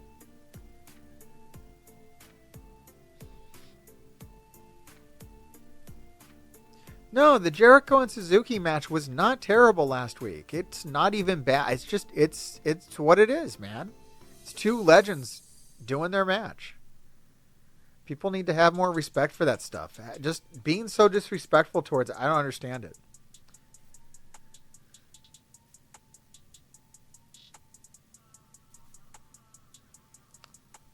Oh, wow. So Archer's match with Ospreay in Texas was Archer's breakout match. He was doing big stuff in Ring of Honor. He was treated very well in Ring of Honor leading up to that as well.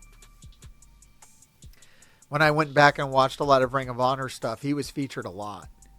He had a tag team. The tag team, I think they were like, if they weren't champions, they were getting close. We're going to hear from Mercedes Moné. She's going to talk about why she's hanging out with an enforcer, which is pretty cool. I like how she has like a bodyguard kind of situation. I wonder if they're going to do another Wardlow kind of thing with that. Hangman Adam Page versus Darby Allin's kind of just sneaky in there. Like, that's a hell of a match. Hangman Adam Page just really going full heel, which is awesome.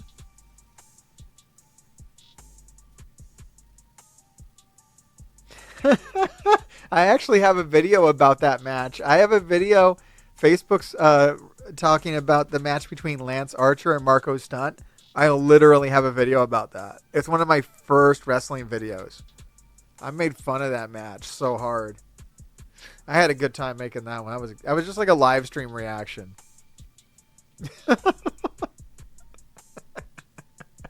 It was really funny because of Jake the Snake's like promo that led into the match. And Jake the Snake was so dead serious, like, Lance Archer's the most brutal wrestler in the entire world. And then he comes out and he just beats up Marco Stunt. It's like, that's not really proving much, Lance.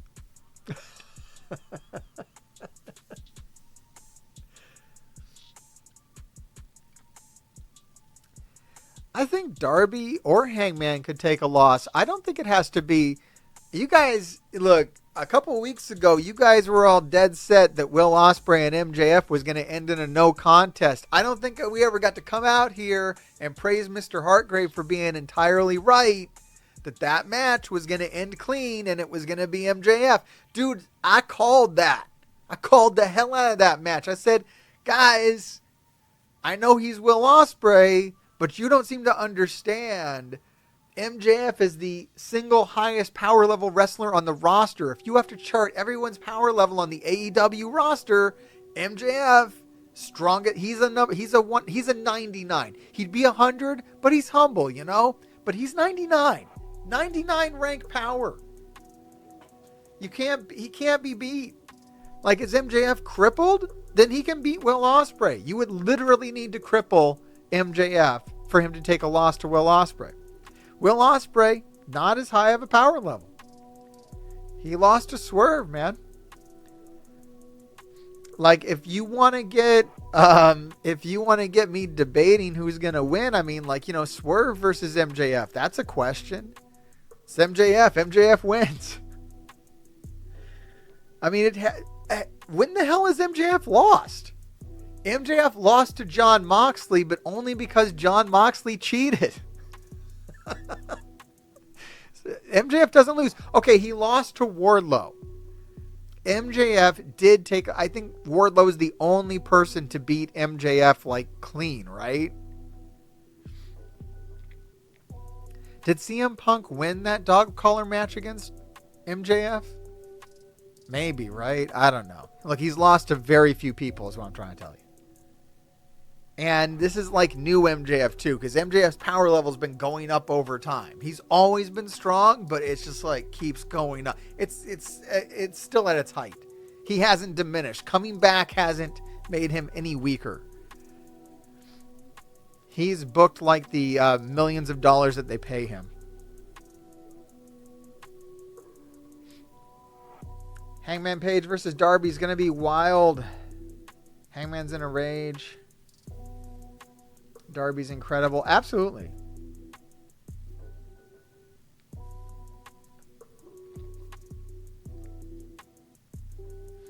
Yeah, Punk won because he cheated, right? There wasn't cheat. No, did he cheat? Punk hit him with the ring? Yeah, Punk hit him with the ring. Punk cheated. You got to cheat to beat MJF. And Will Ospreay's not going to cheat.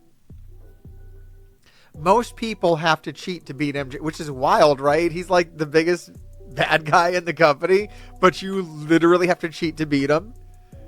His booking is so wild, dude. MJF's one of the most protected dudes in AEW. It's crazy. Way more protected than Will Ospreay. Will Ospreay's had multiple losses, right?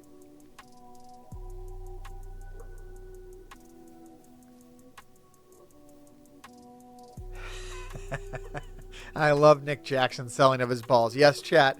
Nick Jackson selling his balls is my new favorite thing on the planet. I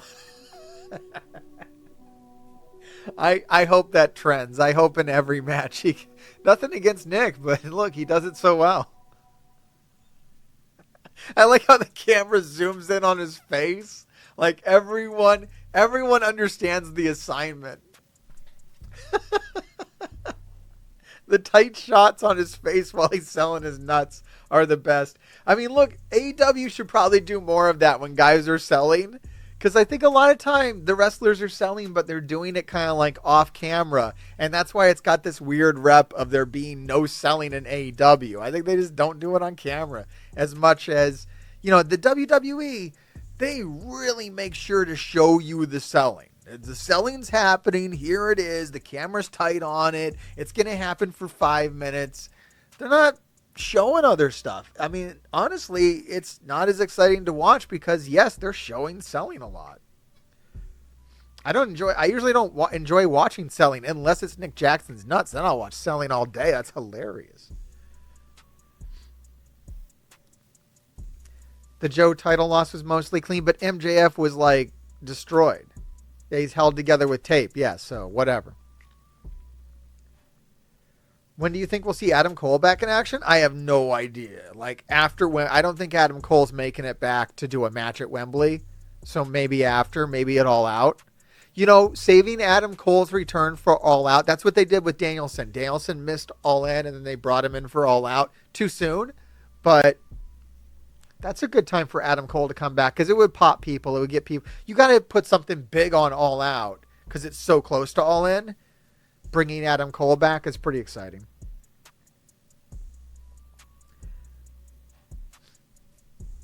You need something pertaining to Nick Jackson's balls on a t-shirt. Chat wants Mr. Hargrave Nick Jackson balls merch. I don't know what form that would take. I'll have to think on that one. I did say tell me what you want on t-shirts.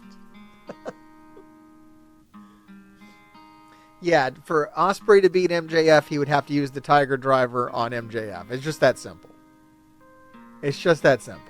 And then MJF could sell that neck injury for like a month. It would be great, actually. MJF walking around in a neck brace like Andy Kaufman, I think we all actually want it. Yeah, absolutely. That would be brilliant. Okay, so yeah, I don't know. I don't even want to speculate on a second video. I just know the one video I want to make is on Lance Archer. As far as 2 videos, I honestly don't know if I can. We'll have to see what the matches are. And I have to reassess what I'm doing with that, whether I want to.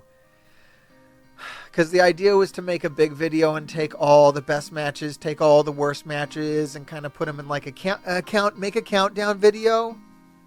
But it's like, I don't even think it's going to work. I have never been successful with, I've done a few of those.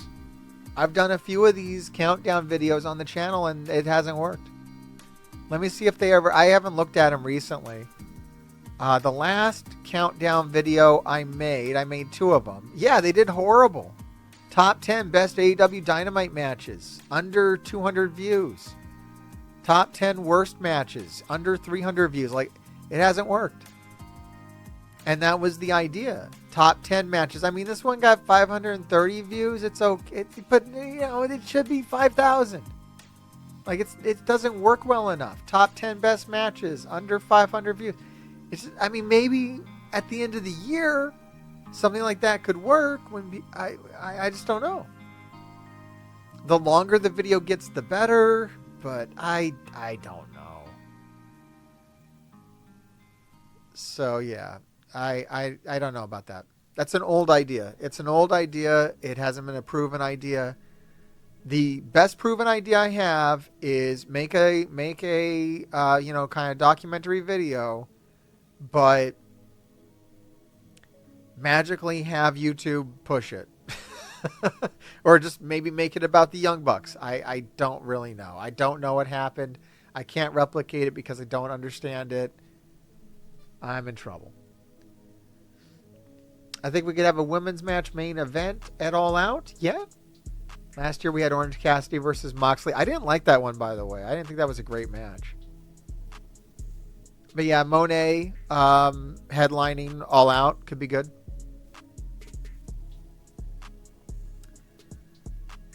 Could see it All Out. Adam Cole, possibly Jamie Hayter's return. Yep, that could be a big thing for All Out too. Get the injured people back in.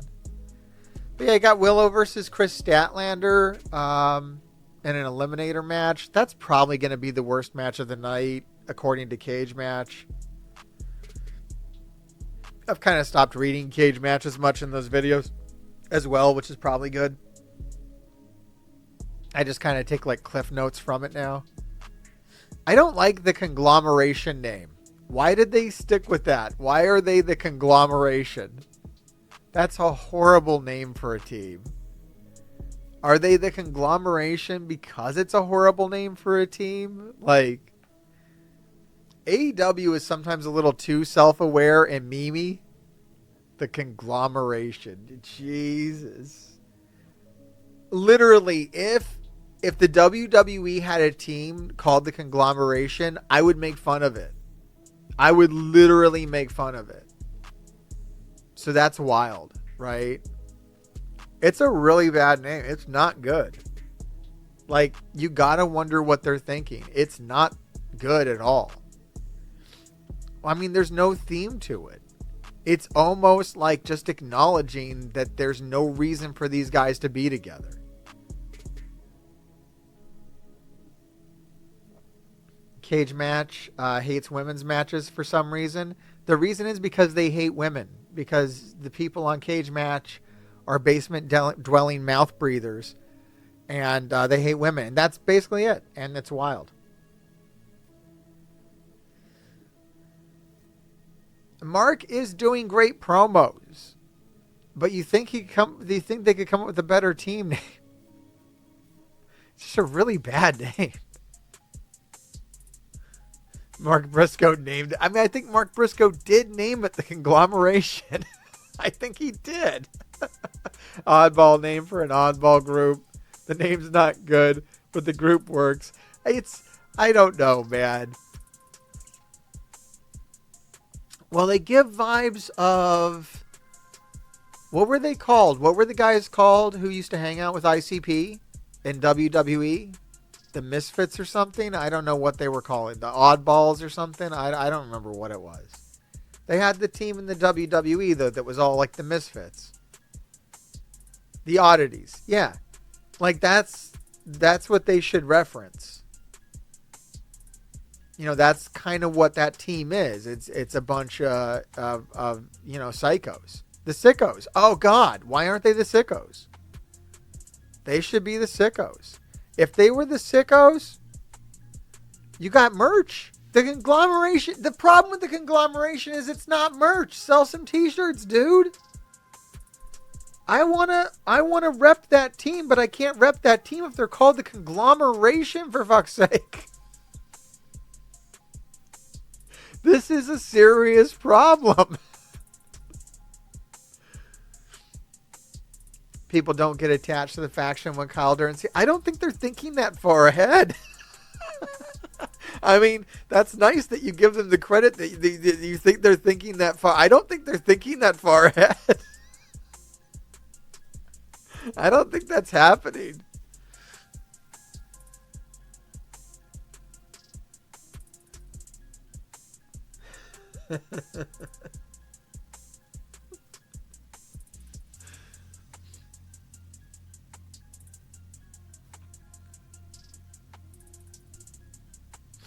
Yeah, man, that's wild. The conglomeration. If it was the sickos, dude, that merch would be fire. The merch would be fire. And then we got Mariah May, and Mariah May's great. All right. So here's what I was thinking. I haven't watched this video yet. And I don't think me watching it on stream is going to, like, hurt. I don't think it's going to hurt the numbers on it. Like, I would tell you, like, you should go watch the video. You should go watch the video on your own. You know, give views to Grapple Vision. But, like, I don't know, man. I think we should just watch it. How many of you have already watched Wrestling's Toxic Modding Community?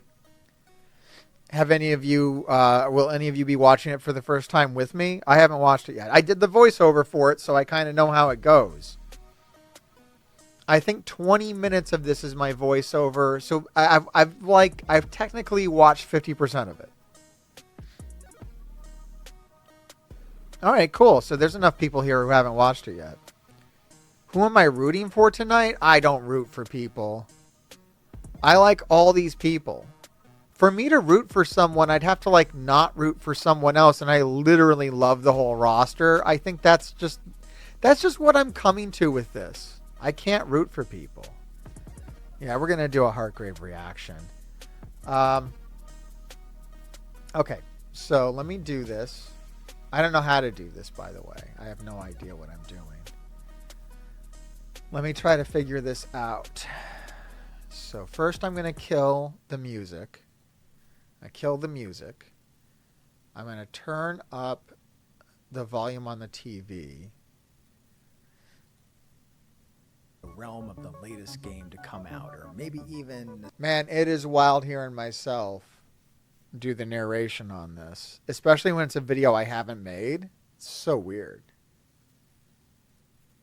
Let me see if this is coming through. I'm going to have to turn up. I'm going to have to turn up the volume. Yeah, I'm going to have to turn up the volume a little bit here. Minus 25. Let's just, let's put it up to like 15, minus 15. I'm just saying like random numbers at you now. That's pretty good. I think that's pretty good. Maybe I'll turn it up a little more. Since it's me, like, I'm just going to really turn it up. Normally when I react to stuff, I don't want to turn it up too loud because, like, I want it to be more about me. But this is literally me. So, like, I guess I'll just turn it up. It's an easy stream for me, boys. I'm just gonna watch my own stuff. That's where I need to be at in life, quite honestly. This is easy. All right. Let me throw up the... I'm going to put the Grapple Vision logo. All right, I got the Grapple Vision logo on the screen, so we're looking good. And let's check this out. I'm going to listen to myself talk, yeah. I figure this will be good for my first channel, too, who would never see this video otherwise. Like, this is... absolutely unique content for them. All right, let's check this out.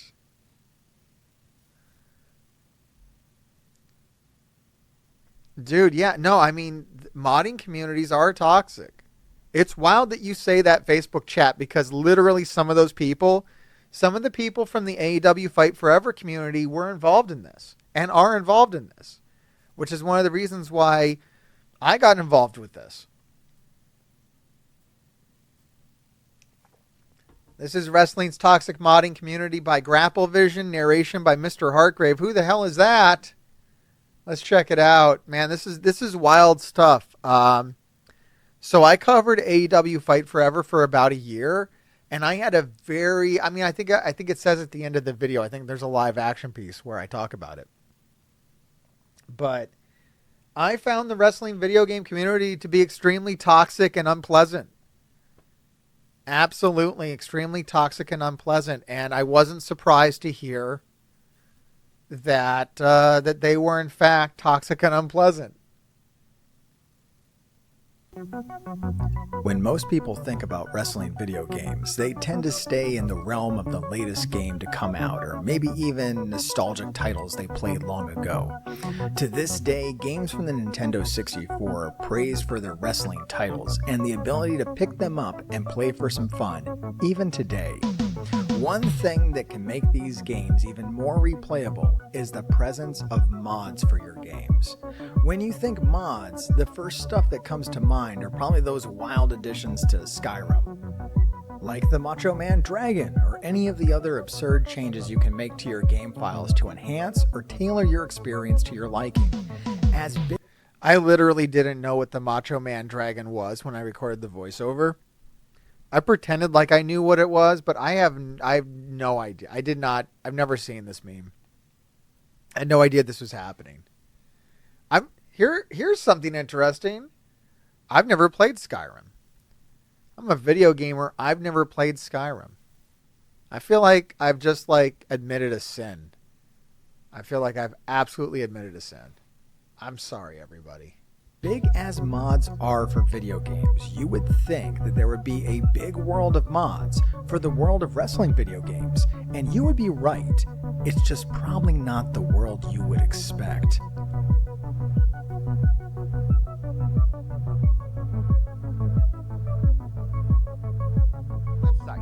I run a Discord that I have an all-seeing eye and I know everything that's going on.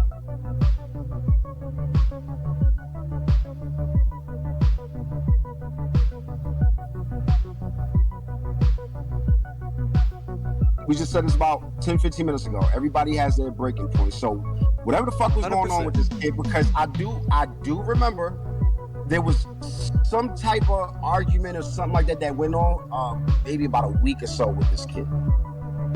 And the kid was saying all kinds of stuff. I guess that's the way the conversation ended.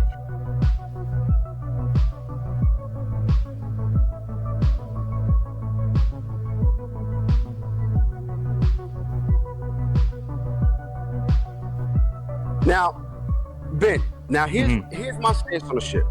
Right. If a person comes up randomly and says, just been threatening to kill a guy. He's a murderer. You ain't actually murdered that guy. No, is that right for me to pick up and call you a murderer? No. This is the point that I was bringing up to him earlier, and he acknowledged that it could have been a threat. Now, that's not saying that the threat is correct at all. And if that's what, and from the screenshot I've seen, at least on this dude's profile, apparently Matt did make that threat, which is something that needs to be addressed. If I'm over here talking to him, how am I taking care Rips, of when I'm... Who the fuck is going to address it if not you?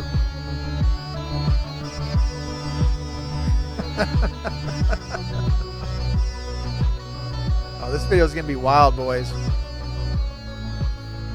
Don't worry, it gets very interesting. I know.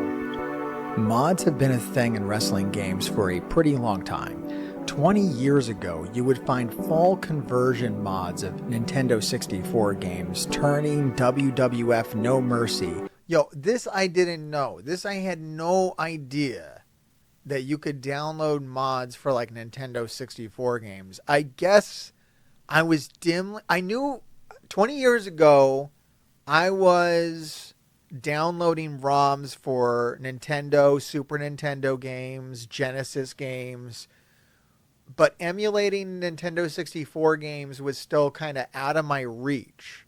So I wasn't aware that it was widespread or being done. It wasn't something I knew how to do. I didn't have a good enough computer. You had to still have a pretty good computer if you wanted to emulate like PlayStation and Nintendo 64 and stuff like that.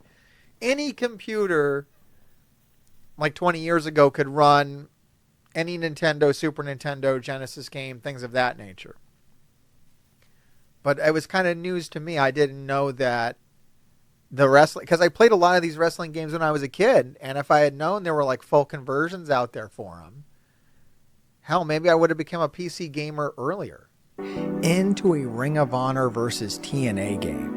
Stuff like this would come out for many wrestling games over the years and would be a somewhat vibrant scene for the better part of 20 years. Wow, it's got Ring of Honor. There has always been so many characters and so many promotions to pull from. Yo, wait, 20 years ago I could have been playing as CM Punk in a video game? Like, that's actually crazy. CM Punk's first video game was like a mod of like No Mercy, like from Ring of Honor. Like, that's actually amazing. That mods were just a perfect fit to continue these games' lifespans long after wrestling went so far underground after the 90s. Some people are like, wrestling's bigger than ever, and I'm like, wrestling's more popular than ever right now. But, or not more popular. I'm sorry, I said that wrong. Wrestling's more profitable. People get it confused and think that wrestling's more popular than ever right now. It's not. It's experiencing a boom period, but nothing compares to how popular wrestling was in the 90s. In the 90s, wrestling was popular and everybody knew about it. But then it went underground. In the 2000s, wrestling went underground, man. People weren't talking about it anymore. People were modding out old wrestling games to be, because there were no Ring of Honor games. There was never going to be a Ring of Honor video game. That's wild. I might have to cover that. I might have to go find the Ring of Honor full conversion of No Mercy and check it out, because that would actually be kind of fun. That actually sounds amazing. Port was finished, and the next installment of the games had come along. This would become a much more noticeable phenomenon when the 2K era of the WWE games began. Now, I knew that people were modding out 2K games, like, definitely. You see a lot. You heard about that. People, that this is when all this stuff happens. 2K brought, like, I think it was all fun and games until 2K comes in. Then it gets crazy. Then modding PC modding hit the mainstream with 2K. Because then people wanted to figure it out. People got motivated. Nobody wanted to figure out PC modding back in the day, but that was like something for nerds and dorks. But I think by the time you get 2K and more people are on PC and want to mod things, there was a large base of people buying the games, and for the first time, the WWE games were coming to the Steam platform and going out to a wider audience on PC. WWE games and wrestling games had been on PC before, but never in such a widely distributed manner that would facilitate such an explosion in the modding community, allowing it. This is what people want me to do. They wanted me to get 2K and put AEW. It does look good. Like, I'm not going to lie. It does look cool. Like, that's a good-looking game. Honestly, this is what people wanted. When they heard AEW wrestling game, this is what they had in their mind, not what they got. The Not Fight Forever. People wanted this so bad. And honestly, looking at it, yeah, I kind of get it. I definitely see that this could have been really cool. To really take form. When the WWE 2K game showed up on Steam, the floodgates were opened, and many websites and forums would see a big boost from the growing community of people wanting to mod their wrestling game to their liking. This would begin essentially a golden age of wrestling mods being made, well referred to as the Smack Talks era. From this time of WWE 2K15 through WWE 2K18, the place to be for mods on those games. You see, the problem is that no wrestling game has ever been adequate. No wrestling, it's much the same reason why I'm able to make wrestling documentaries that are literally better than the wrestling documentaries that are made by the WWE, because the modding community, the individual, isn't going to have the shackles on them that a big company has when they go to make a game. The WWE cannot include wrestlers that are no longer with the company. AEW cannot put in, whatever wrestler they want from across the timeline of wrestling. They can only use the wrestlers that they have access to, that they have the license to use. A modder can make any damn thing they want. They can make it as crazy as they want. They can make the scope whatever they want. And that's more appealing. That's what the wrestling fan wants. A wrestling fan wants the biggest sandbox possible. And no wrestling game is ever going to be able to fully satisfy that.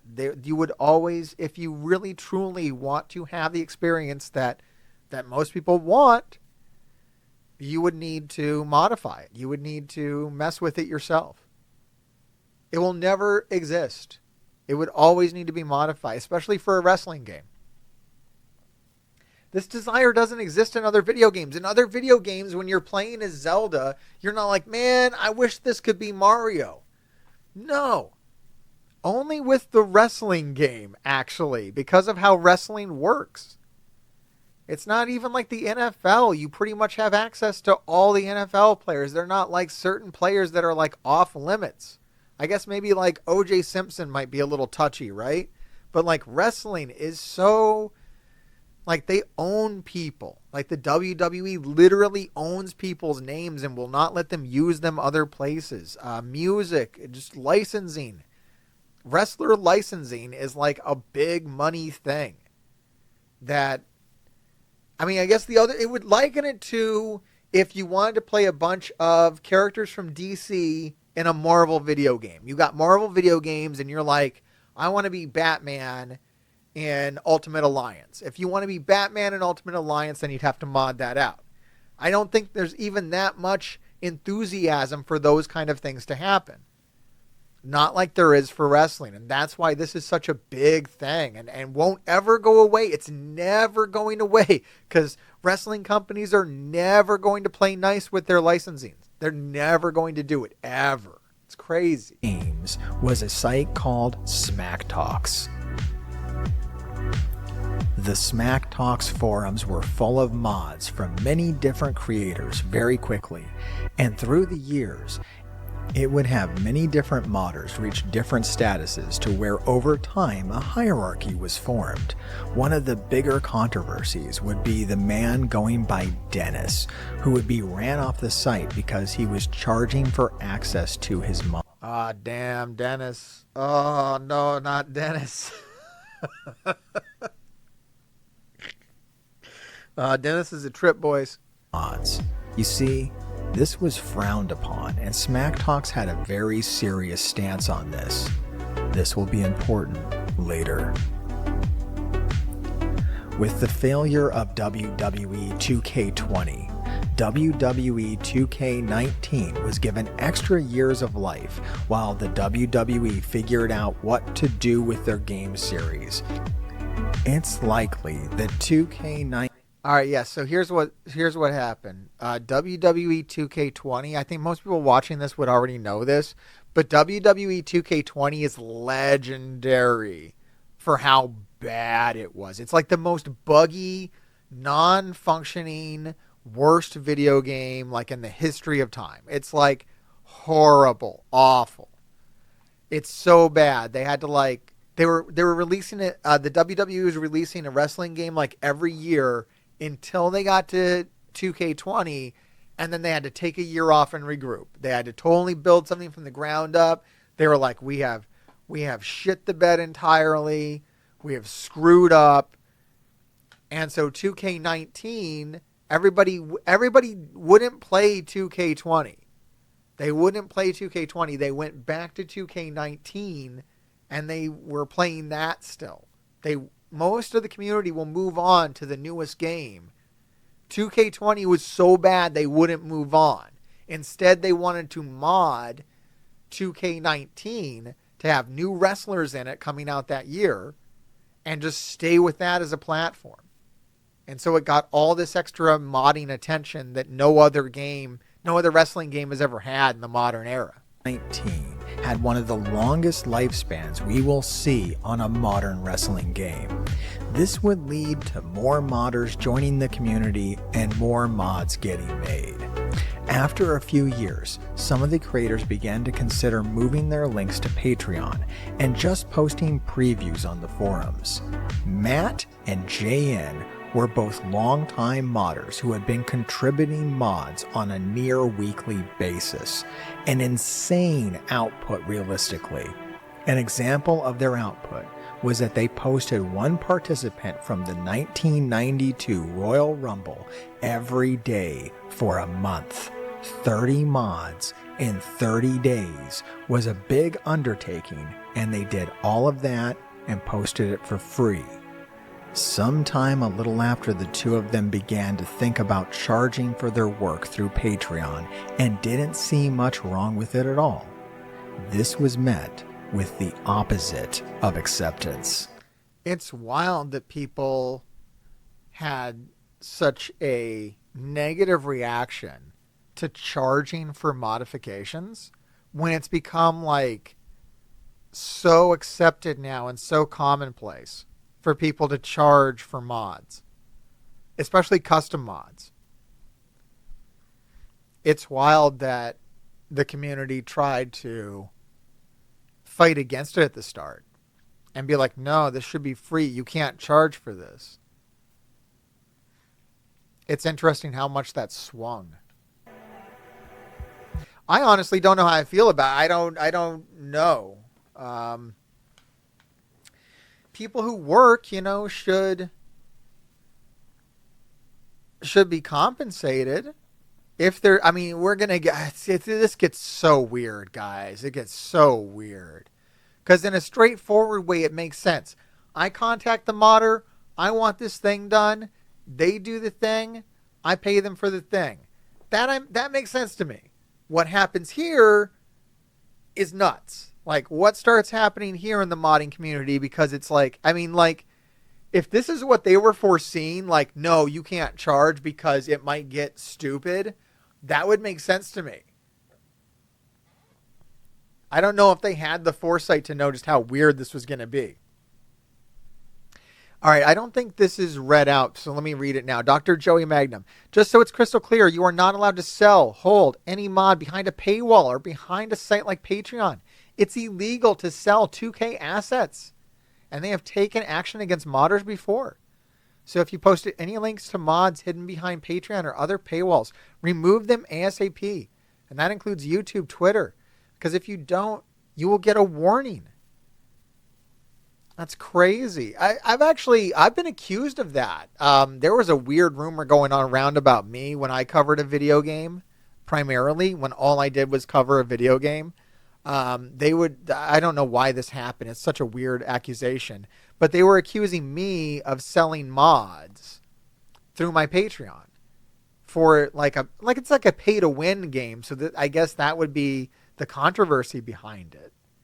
I guess I get that if you're selling like cheat codes, like ways to hack into the game, which I guess, that's kind of the problem is that the game company might sell you the CM Punk you want or the arena you want or the wrestler you want or whatever.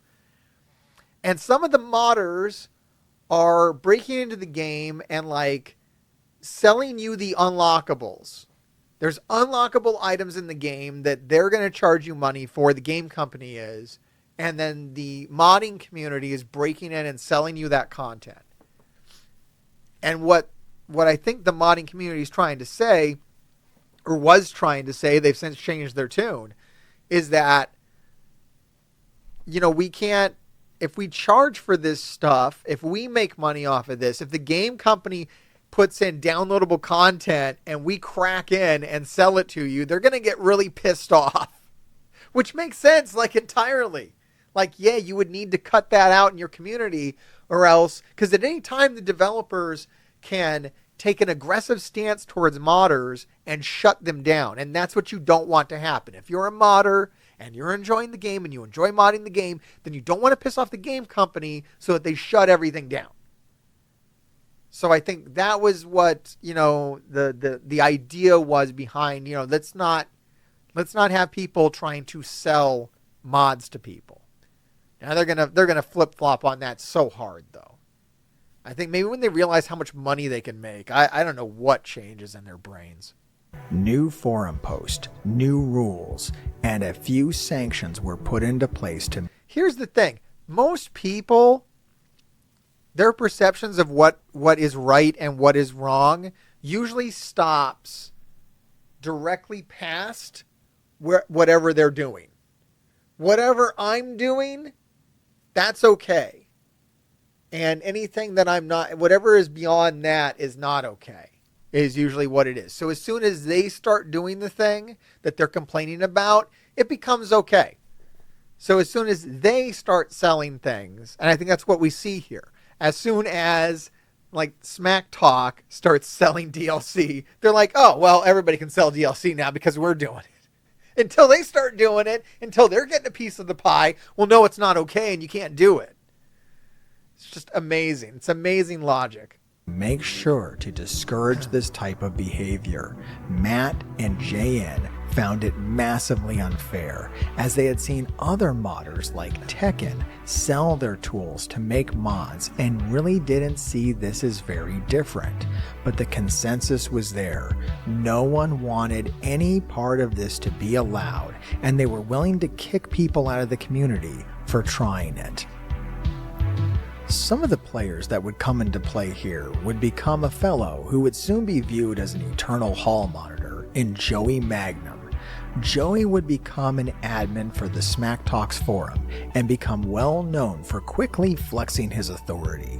Joey would be the one to step in and begin admonishing the Patreon attempts, and even pen a post on the Smack Talks forum making sure everyone knew what the stance was on Patreons. Another player who began to make his play around this time was a fellow who went by J Manny, and he would post mods like 2K88 that would turn your game into an 80s and early 90s wrestling game, complete with commentators, arenas, and the works.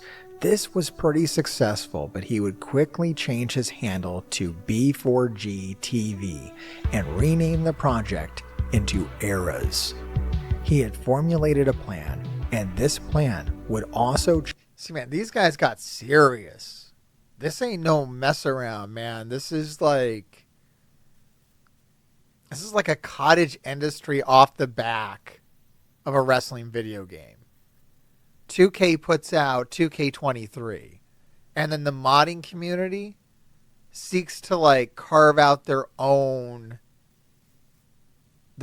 chunk of that, and then they're going to do it every year. So these mods are only going to work in 2K23, and they're going to charge you for them. And then when 2K24 comes out, they're going to charge you for it again. It's crazy. They got super serious about this.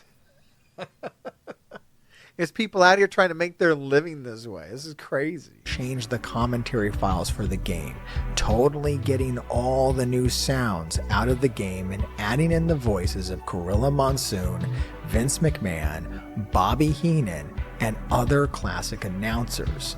This would basically erase any trace of the game not being a Legends-based game, and many people were clamoring for it. J Manny was aware of this and made sure to make... It's wild that the company doesn't see this stuff. That is wild. That's stuff that WWE could actually do.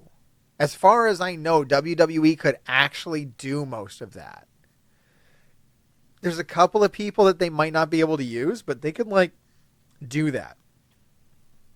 So I wonder if they kind of allow this wrestling modding community to exist to like gauge consumer interest. They're like, well, let's see how many people see how excited people get about that. Let's see how well it sells. Maybe we'll do it. Make the moves he could to carve out a piece of the pie for himself. The way he saw it, if he were able to get enough people to pay him on a Patreon and commissions, he would simply pay someone to do the work he promised to do. He ain't even gonna Outsourcing is a practice as old as any other, and in principle, there isn't anything wrong with someone outsourcing. This realistically should work out, and in short order, everyone be able to play. I'm telling you what, as a consumer, I'm not paying a guy to pay a guy to make a mod. I'm not doing it. There's no damn way. There's no damn way. There's no damn way. If I know that if that's conveyed to me that the guy I'm paying is gonna go pay another guy to do the thing, I'm not doing it. That's where I stop as a consumer. I'm like, no damn way. No, don't involve me in that. I do, I do it for my home because it's like standard, right? Like contractors. A guy comes to my house, he bids the job. I know he's not going to actually do the work. I don't like that either, quite honestly. I really don't. I would prefer to talk to the people actually doing the work. But I get it. In this case, I don't get it. I don't want to do it. I don't like doing it when I have a guy come fix my, air conditioner or whatever, or put up drywall or build a deck. I think that's where it comes into play. When you're doing big construction stuff, you got to have a guy come. He's going to bid, and he's going to contract out all the work. I don't like it. I'd rather talk to the guy who's going to do the work, pay the guy that's going to do the work. I'd rather that guy have his own crew that he goes around. That's better work. Who's accountable in this? If I pay a guy who's going to pay a guy, who's accountable if something goes wrong or isn't delivered or any of that kind of crap? All the stuff that can go wrong, that will go wrong. Don't worry, we're getting there. Danger incoming. The newly reworked video game. He would begin to form a group around himself and another group that had broken off to form another website called 2KM at the time, but would later change to PWM.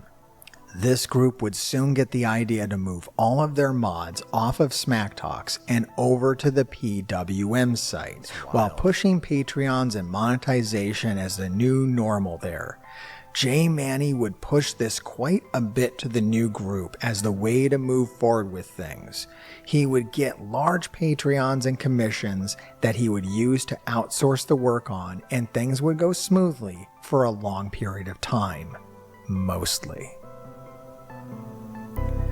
Manny would run into an issue with one of the larger Patreons who had allegedly paid $3,000 for the commentator mod. The insanity of paying $3,000 for some voice recordings to most seems absurd. So they had a Patreon level on there for $3,000. You could get a commentary mod, and then somebody bought it. We got wrestling game whales and krakens out there, guys. Got wrestling game whales and krakens out. That's ridiculous. It absolutely exists. It's wild. Absurd, but this is a person that J Manny had found. The only issue was that the project took a bit too long, and he would wake up one day to see the person had charged him back, and now J Manny was out of the money he had promised to pay to get the work done via outsourcing, and now was unable to keep the promise of getting the project done at all. The issue that J Manny would run into is that he wasn't able to actually do any of the things he was promising to the Eras project. He couldn't do arenas. He couldn't do sound reworks. He couldn't deliver it because he was having trouble finding someone to take on the cost of the work. At one point during all of this, J. Manny would even contact his channel. This guy absolutely outplayed himself, dude. Oh my God. I like that the consumer actually had the protection of a chargeback. The middleman got screwed. Asking for the $3,000 in hopes to try and pull the project together at the time. He He had started made begging a lot the of community. promises to try to get it done, and it was all falling apart behind the scenes. B4G TV would continue to advertise that he would get the project done for the next several years, but this isn't the last we'll hear of B4G TV. Now that there was a conflict with Smack Talks refusing to budge on allowing Patreons and charging for mods, the alternative was now trying to take hold. Odd enough, Admin Joey would become an admin for the 2KM PWM as well. PWM was ran by a fellow named Rips, and Rips was very keen to take on this new model of monetizing. All right, so chat brought this up that the owner of this channel, there was a lawsuit over this. Can you believe there's a lawsuit over this video? And it stemmed from Rips. Rips took this all very personally, guys. Let's all take a moment of silence for Rips and his loss of dignity. The mods as if they were DLC packs. PWM would slowly begin to take the spot as the main. Yo, straight up, that was an awful looking Jamie Hayter. I'm just gonna say that Jamie Hayter looks like crap. To get wrestling game mods, and this was hard for a few people to go along with. Matt 20 monetizing the mods as if they were DLC packs. There it is. Wow. They were selling this? They can't even sell Claudio right? What is this garbage? Claudio? What are you doing, dude? And people were like begging me to do this. They were like, you got to do this. You got to get into this modding scene. You got to go mod your game. I'm like, dude, no. I give my money to AEW and I will buy what they give me. I'm not going to buy this dog crap. Look at this. Looks awful. What the hell are you talking about? I got to go. I'm not buying that. PWM would slowly begin to take the spot as the main place to get wrestling game mods, and this was hard for a few people to go along with. Matt 22, who was the guy that had tried to start a Patreon before on Smack Talks, had since decided to just post on Smack Talks, and even if everyone else left the forums, he would just post his work there. The PWM crowd would regularly have a go at him in the Discord servers for these websites. Matt22 was only in the Smack Talk server, which had slowed down considerably since the opening of PWM. These were public servers full of minors, and yet for some reason, Matt22 was spamming with pornographic photos in that server by an admin of the PWM server called MattFink. Why this admin of PWM was posting porn? Yeah, I think Matt Fink's the worst, man.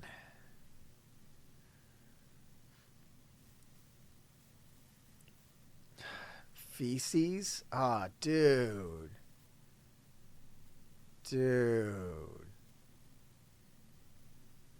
In a server that was full of minors is a question anyone would ask. But instead of asking that question, Joey the admin simply deleted it all when it was questioned and timed out the person who questioned it. How do I know the person who questioned this was penalized?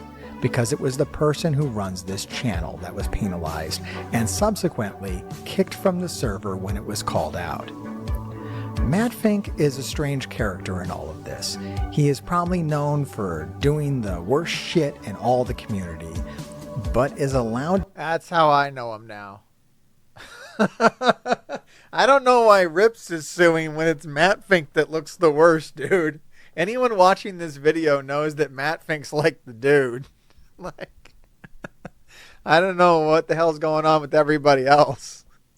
To do so because he is one of the only people who will make arenas for the video games. Yeah, so just to clarify that, so Matt Fink does a lot of horrible stuff, including like post, porn pictures for minors to see and all other kinds of crap. But everybody turns the other cheek because he can make arenas. And I saw this attitude so many times. They don't care. The wrestling game fan, they don't care.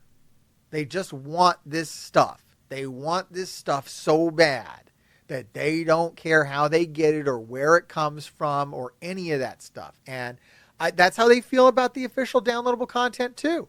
The official downloadable content for WWE 2K is funded by predatory practices of microtransactions, FOMO, all that crap. They don't care. As long as they get their shit, they don't care. They don't care. It's crazy. Absolutely crazy.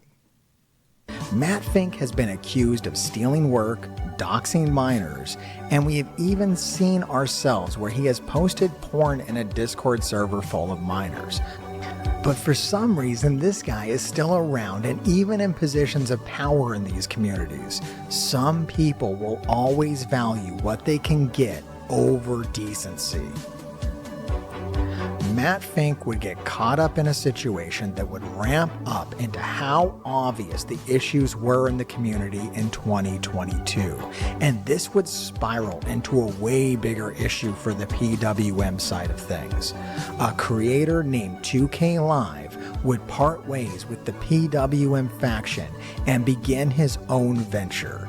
This was met with hostility from PWM, but even more interesting is it would lead to 2K Live outing Matt Fink for stealing his graphics for his arenas. This is a big deal among creators in this space, and it's one of the things that gets you booted from the... I love when these guys get on each other's case for stealing, like, their graphics, when literally their graphics are like they're stolen graphics. Like, you can't steal the crap I'm stealing, dude. Like, no, dude, I stole this crap. You can't steal the crap that I stole because I stole it first. Like, it's literally all stolen. They haven't made anything. None of this is, they didn't make the wrestler, they didn't make the entrance, they didn't make these graphics. They are copying other people's work. They are replicating things that other people own. They are creating forgeries of work that other people have done, and then they are getting mad when that gets stolen from them. They are getting mad when their forgeries are stolen. How crazy is that? And that's what these guys will go on about that all the time. I often think that to myself when I make my own videos. I'm like, if I am reusing someone else's forgery, I don't really feel like, I feel like when they come at me for that, which no one ever has, but if anybody did, I'm ready. The conversation I'm ready to have is, you didn't make it either. You didn't make it either. Now, if the original creator comes at me, I take it down, return it, whatever. I don't even know what I'm talking about, really. Like, I don't really do this kind of stuff. But in the few instances where I've run into that, in my mind, I'm like, well, this guy's not going to come at me. He's stealing this thing, He's put this up. If I use a clip from this guy's channel where he's using clips from like AEW or WWE or whatever wrestling federation, I'm like, he didn't make it. He didn't shoot it. It's not his camera. It's not his company. How the hell can you get mad about that? My God, it's on the internet. Once you put it on the internet, people are going to take it and use it. Like, okay, right now, I'm watching a video on Grapple Vision that I did the narration for.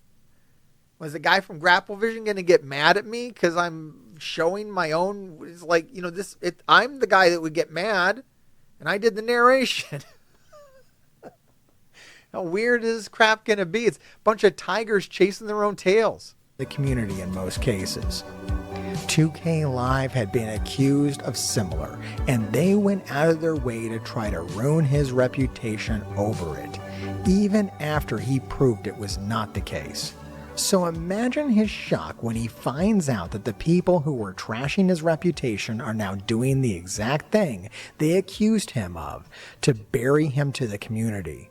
Surely you would think that this would lead to someone, especially someone who had done all the things Matt Fink had done prior, to be shown the door, but this was not the case, however. What would happen instead is that Rips, the owner of PWM, would agree to pay out a financial settlement to the person that Matt Fink stole from.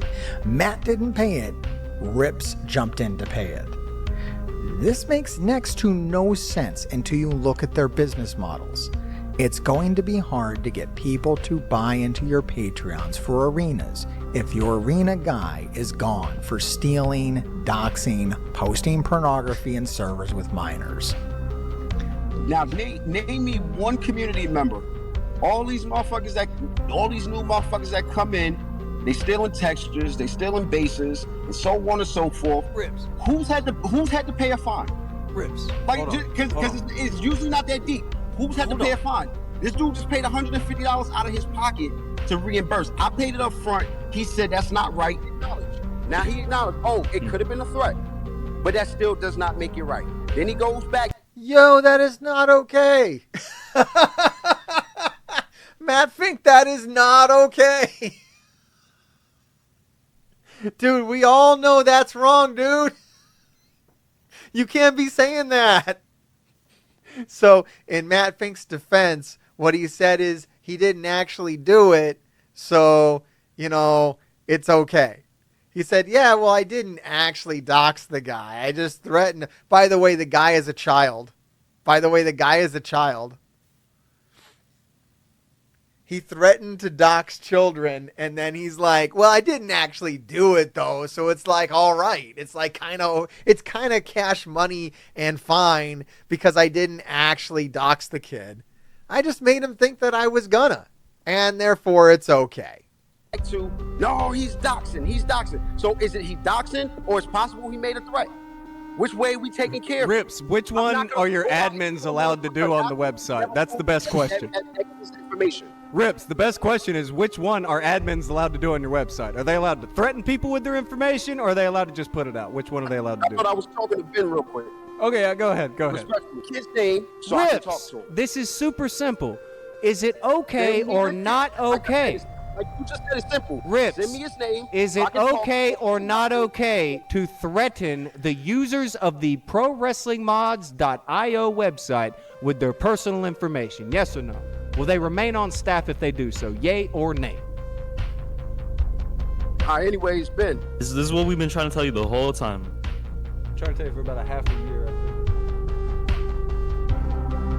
And so, yeah, they have the personal information of the people who have, bought mods because they gave them their information. So they have this information. They don't have to go out and, find it, or they have it. They've given this information. This is the problem with buying your arenas, buying your video game modifications from a bunch of yak-offs on the internet.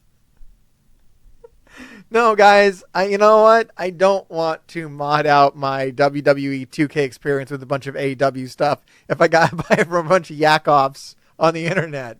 And give them my personal information, which they will later threaten me with if they decide they don't like me. No, you know what? I'm cool. I'm good. I'm good where I'm at. And it wasn't even that big of a problem until he was put on the staff team. Yeah, people overlooked it. Which it was ignored the entire time he was off the staff team. Yeah, when he was off Wait. the staff. All right, so this happened how long ago? Well, there's recent ones and then there's old ones. What I'm thinking, though, is that this arena does look kind of nice, though.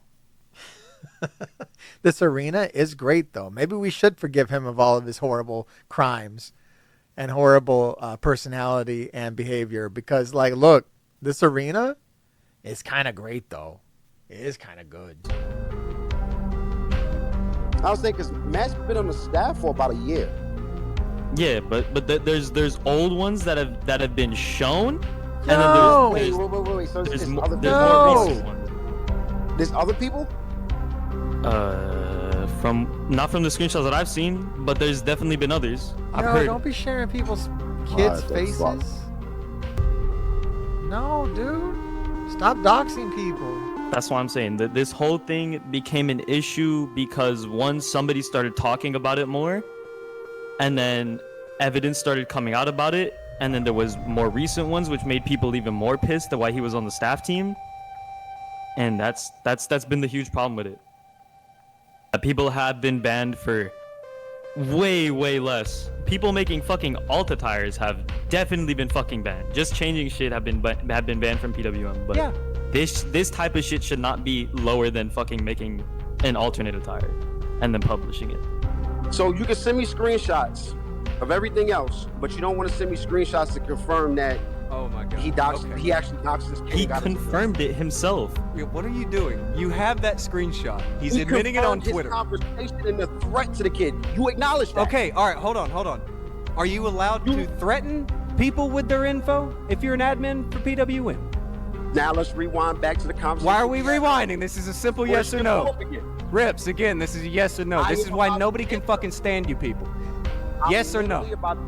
Jesus Christ, man, can I fucking talk, man? Can you say yes or no? I'm gonna get this shit out. It's a super simple question. Are the admins and mods of your website allowed to threaten people with their personal information and remain on your staff? Yes or no? Everybody has a fucking breaking point.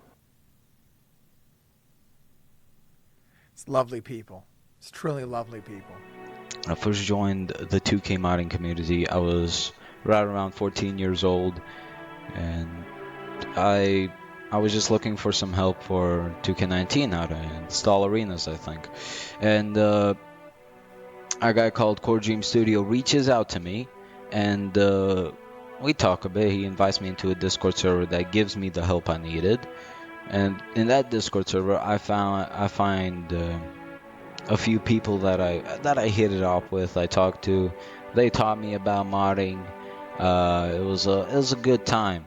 I was having a very nice time, and I mean, you were being groomed, but it was a good time. I get told about Mathic doxing children, so I was like, oh.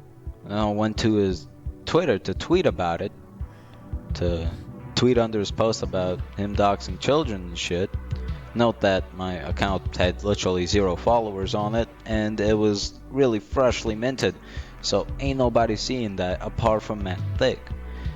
So yeah, time passes by, we exchange messages. He tries negotiating me deleting the tweets. I was like, well, that's bullshit.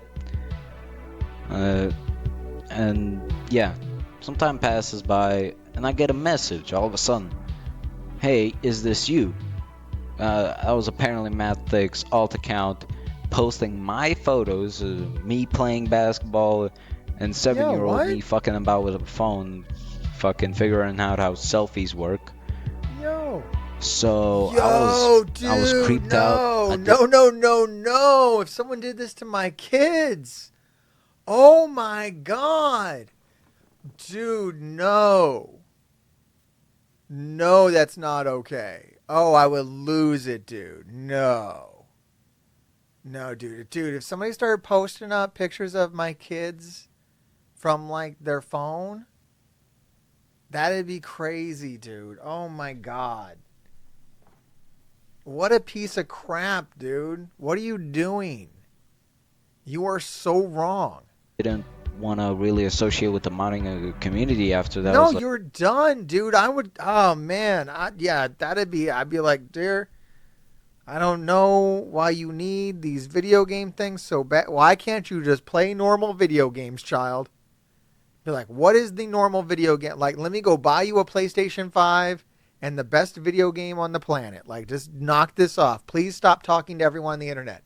You do not need any of that crap. Dudes breaking into kids' phone and posting up their pictures. What the hell's wrong with that dude? Like, really dejected from modding for a good bit of time. Then I just realized that he's just an old cringy man that doxes kids in his free time. That's crazy. I don't know. It's crazy. He's just weird. He's a weird, creepy old cringy And he's man. still there.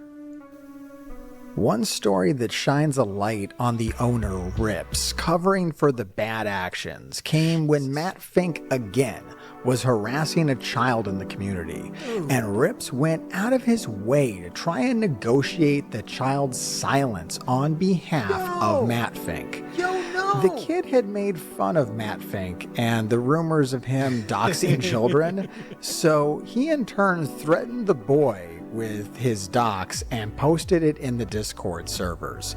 The young fellow would go back and forth with Rips, but in the end elected to stay away from modding, but not before delivering quite a line to Rips in passing. During Rips, He lights him up, dude.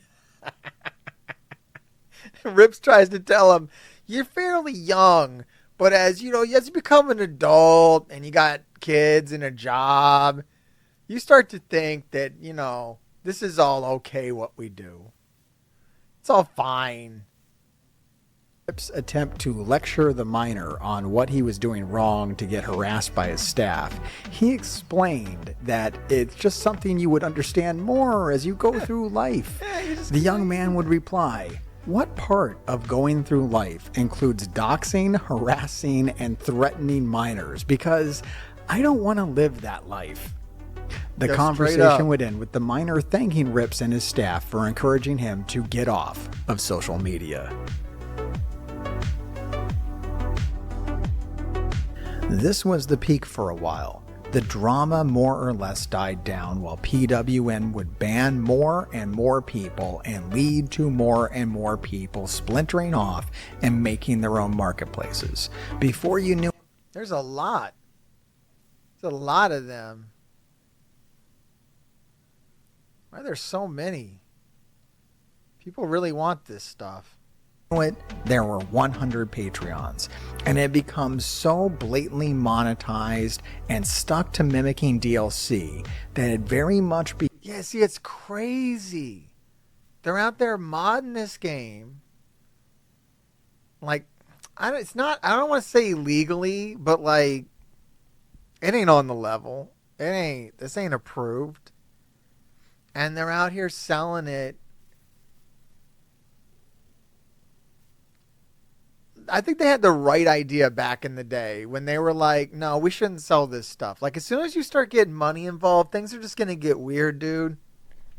It comes from like a nice little hobby and it becomes like a business and things just get strange. And then like, what are you selling? And then then you got people getting mad at each other for stealing things that they've already stolen. Ain't nobody make anything.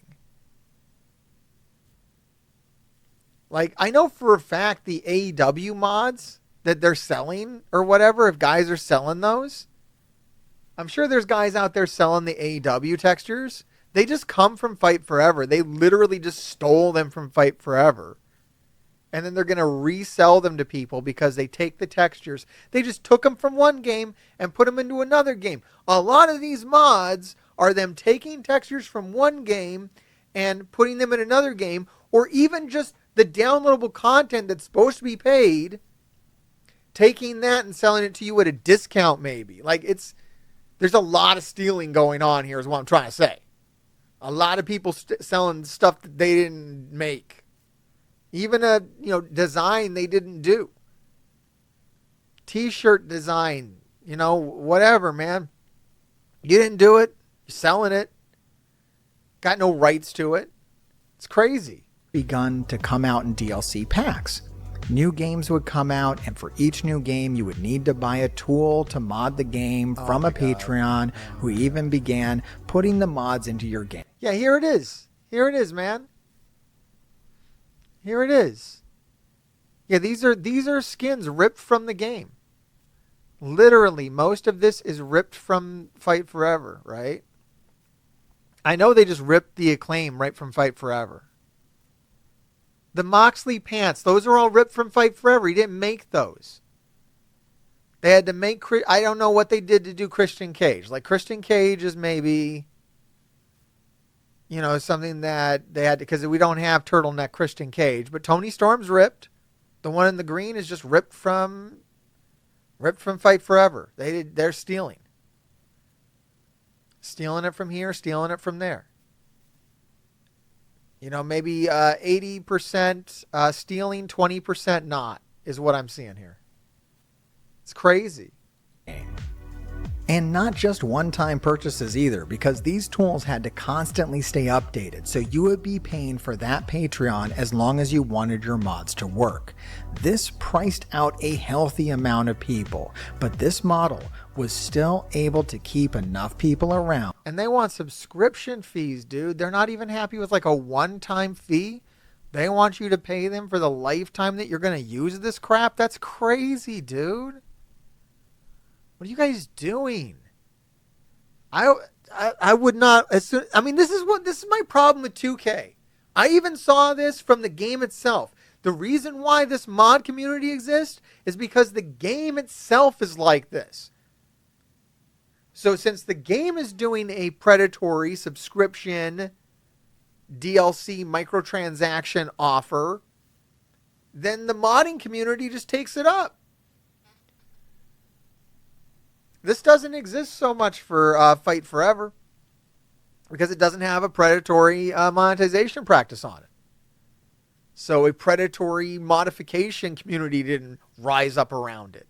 This is ridiculous. To have a sizable income. The frequent thing you Yo, Snoop does look like E.T. though, chat. You are absolutely correct. would see with PWM is the pushing of the B4G's Patreon, which at this point on was 4 years and still no commentary. Oh, they were all friendly and they were all making it. So you remember that $3,000 that he was trying to raise? Well, they ran that Patreon and they never delivered it. They drew in like $2,000 a month and they just couldn't, they never actually contracted out the work. They just drew the money. Decent income on this model that they had carved out for themselves. One of the bigger participants in this was a guy named Grix, who was the person who headed up making the mod you need to install mods element of the things. And he was very protective of it. I love the mod you need to install the mods. Dude made the mod you need. Dude made the thing that breaks the game so that you can break the game. The game company, you know what? 2K, shut it down. They tried to, and this community threw such a goddamn fit. 2K tried to shut this nasty Viper's Nest down, and the nasty Viper's Nest got really upset because they're all giving money to 2K too. 2K had to realize, oh crap, these are the guys that we get money from. These are the guys that give us the most money, or the guys spending the most money on this crap. We can't shut this down. We have to keep supporting this. We have to keep supporting this backdoor into our game. He would often have people go to Discords to monitor them and see if anyone posted his work. This will become important later. Earlier this year, 2K Games banned a fellow for leaking their game models, among other things. He was a well-known member of the... I like my chat is still like, but that commentary pack would have been sick though. You're like, all this awful stuff, you know, okay, but like, can I get that commentary pack though? Community, and many were quick to jump. You're to great, his chat, side. never change. After all, who would get mad at someone for leaking files? This would lead to one of the weirdest interviews to anyone who has followed these things for a period of time. Grix would go at the WWE 2K dev team for allowing not safe for work content on the community creations because kids can see it. Pornographic is one thing. That's one thing. But the other thing is, if you even search most downloaded for Rhea Ripley, there was one with or goodies out. All of them, the model. Like they had like these blue like tapes on the goodies. We're gonna use that term here. But it's up, and it's been up since March. Like you cannot tell me, oh well, they didn't see it. Right? Yeah, you are a AAA company, like that was stated here. You have to be on top of these things. Kids play these games, but it's never like that. It's just it's on me. And okay, well, I'm the most popular guy. Fair, that's fine, that's okay. But if I take a hit, it's unfair that those other modders don't take hits. It's just the reality. I'm not a shot to anybody. I appreciate what everyone does for the communication, and I don't think this stuff should be taken down when it comes to modding the game to improve it. Yeah. But I have to take the hit. It's the principle of it, essentially. I just want to segue back to how extreme the content is on there. Yesterday, I saw a Soraya, and I'm going to say it. Go ahead. She was fully nude, nipples, VJJ, everything, and she was covered in cum. Right? You can't tell me that shouldn't be deleted. That's ridiculous. This is a PG-13 product, and it's a teen-rated game. Me personally, how would the ESRB feel? I deem those people who upload that stuff as predators, potential predators. They disgust me. Ignoring the fact that Grix is famous for a mod of a giant purple dildo that he puts into every game. Yeah, I mean, look, dudes are literally selling like pornographic material to kids. Like, I know it's like video game mods and whatnot, but like, the problem comes with the money. The problem is the money. If you are a modder and you are just putting your stuff out there for whoever to download it for whatever reason, and some of it is not safe for work or whatever, I don't know.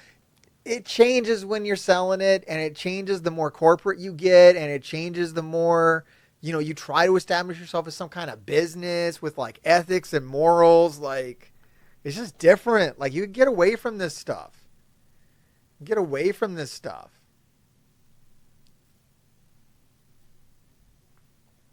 It's crazy. It's crazy. Like, you got to stop doing this. You got to stop. If you're going to be like this, then you got to, it's one or the other. You can't do both. If you're going to go and sell all your crap and try to act like a company, like a legitimate businessman, then you got to stop selling, pornographic stuff to kids. Okay? Like, that comes with it. That's part of it. Like, that's all we're asking here. Like, you can go be as weird as you want if you want to go post your stuff, like, up in a forum, anonymously, like, whatever. I mean, that's how this stuff, that's how you do that. You don't sell it, and you don't form, like, some kind of semi-corporation around this, and then dox kids if they, I don't know, don't act the way you want them to act. Like, this is crazy. This is absolutely nuts. And proudly displayed on PWM, where kids can see it. Grix would go on this interview and praise the person who leaked files, and even talk up how much he loved the game in an effort to sway the public. Dude, Grix, no one even wants that, dude.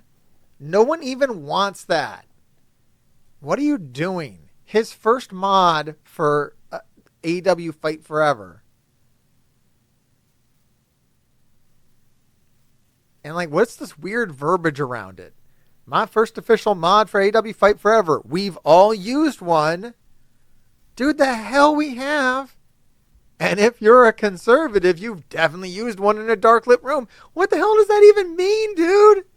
You're making up your own lore. Nobody understands what you're talking about or cares. This has got to be the lowest downloaded thing ever. I cannot believe this is even popular. This is just like something this dude's like getting off on. That's crazy. Never mind that if you leaked his files, he would send strange people after you who may or may not be on certain lists. That's right. A registered offender happens to be one of the people working with Grix and going after minors who post it without their permission. Remember earlier when we mentioned that B4G would come up again? Well, this is that part. Over a short period of time in 2024, B4G would go dark, doing even more nothing than usual. This would open up the floodgates on him as people finally began to put it together that it's been years and he never made the sound mod for 2K19, 2K20, 2K22, 2K23, and so on. Things began to fall into disarray for him. He would begin to swing wildly on Twitter at everyone involved with the Discovery Project. He would call out Chainsaw Charlie, an OnlyFans creator who dabbles in modding, for his racism, And that would usually be enough, but it was during this time and B4G retweeting a fellow named Banshee who had discovered that the Core Dream Studio was on the registry. This was a total shitstorm, as could be expected, and soon after, B4G would take all of it down. Things just seemed gross after this situation to a lot of people. They were. Everyone was spending so much time trying to nickel and dime. Mostly, things didn't just seem that way. They actually were gross. That's actually true. Perception was reality. Kids for mods, and were ignoring that they were letting some of the worst people possible around those miners that they were trying to profit off of. Yo, but straight up, did you see those arenas though? So like, how are we gonna get those arenas? Yo, I guarantee they will still work with that guy. Maybe he's not on the forums, but like I guarantee they will still work with that guy if he makes good arenas. Like this ain't gonna stop them. There's no way. I suspect these people give 0 Fs when it comes to that, really. It had turned into a weird clique of pseudo-celebrities who forgot that they were just making virtual dolls of wrestlers to play with in a game that most would have put down the next year. All of this was going on, and all the unfulfilled promises just turned so many people off of things. What makes it sad is that while PWM and many others were giving B4G all this attention and gaining him Patreon dollars for doing nothing but unsuccessfully outsourcing, there was a guy who was making what Eras was supposed to be this whole time, and he was kicked from PWM.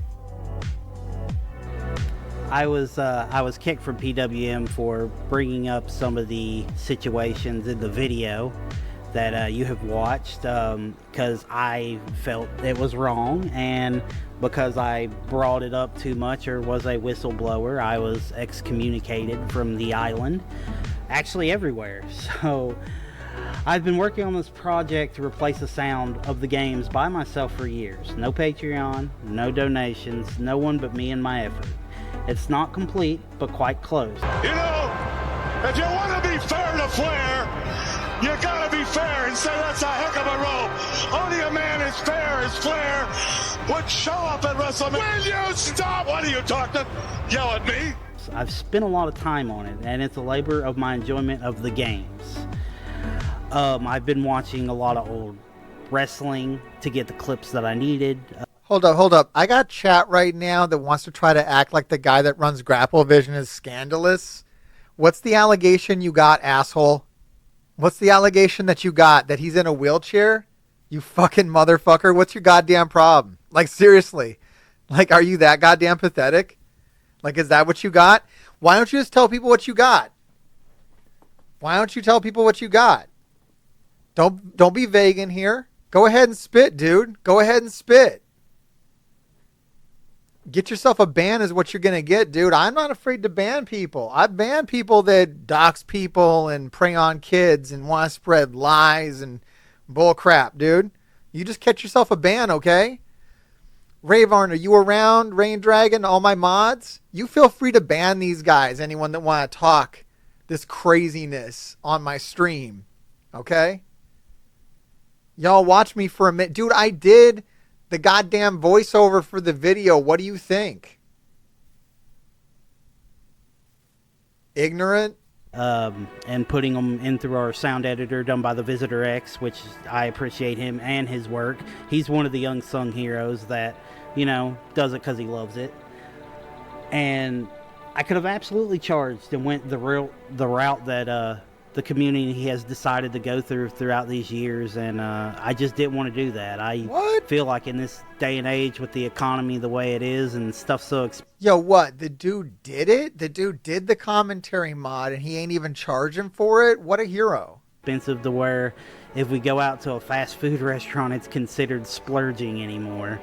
That I didn't think it was right to charge, and I'm frankly doing it because I love the project and I love watching old wrestling and enjoying Gorilla Monsoon and Heenan banter back and forth, and be able to put that in a video game and have it play out while you're doing the matches that I've done so far has been fulfilling.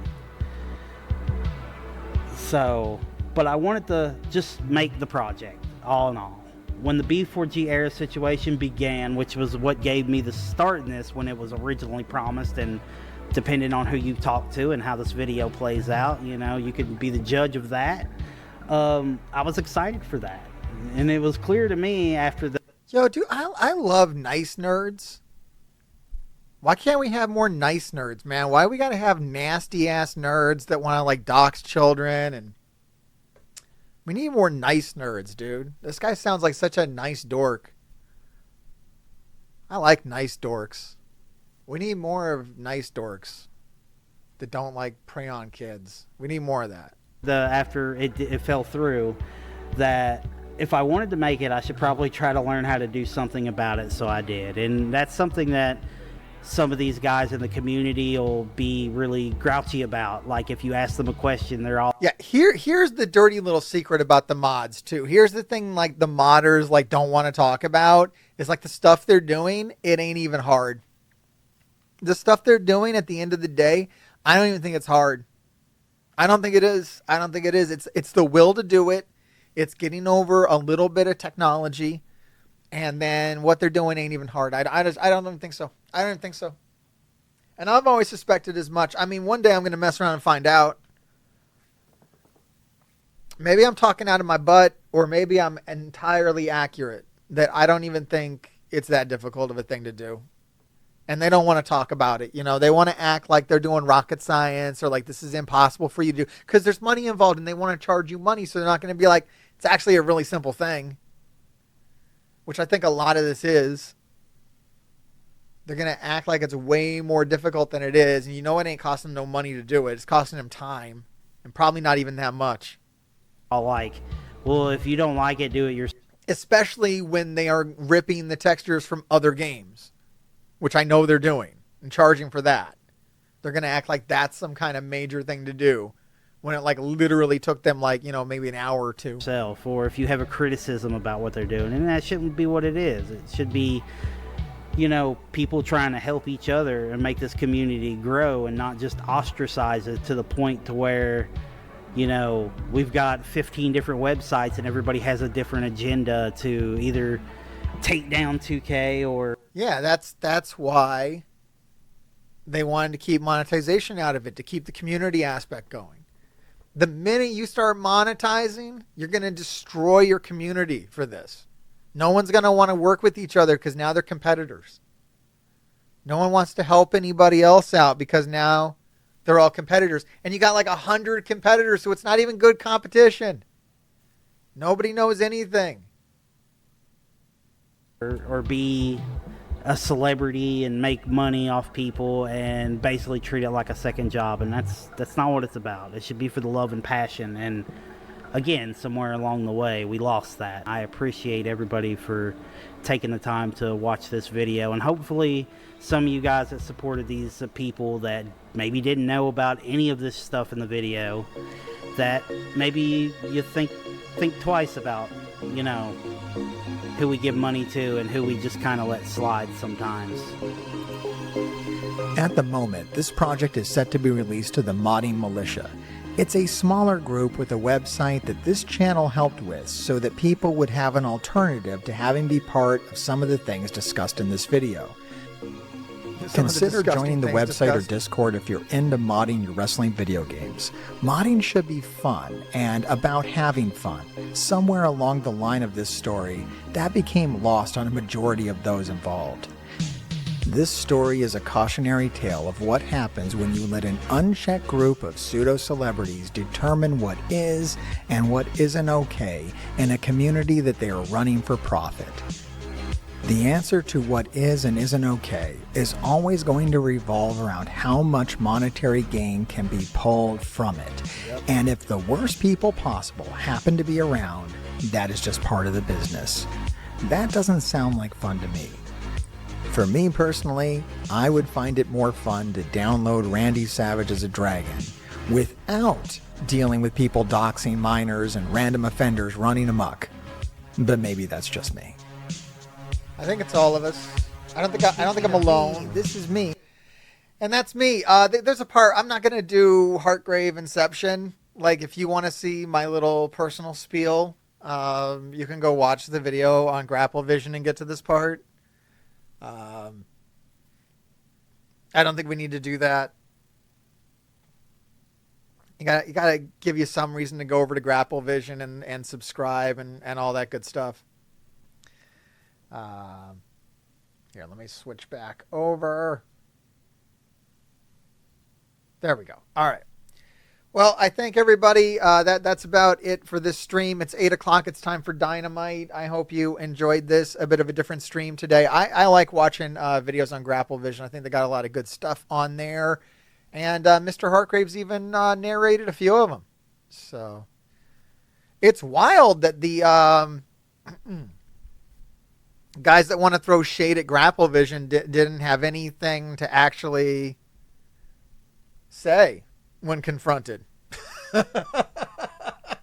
What, are they out there doxing kids? Are they out there posting porn on public Discord servers with children involved? I don't think so. I mean, you let me know. All right, guys, enjoy Dynamite tonight. Enjoy the next Mr. Hargrave video that'll probably be posted on Monday. I don't know. I'll probably post another video Monday. Go watch the Suzuki video if you haven't already. It's a really good video. There's a lot of good videos on the channel. You should check them out and keep digging.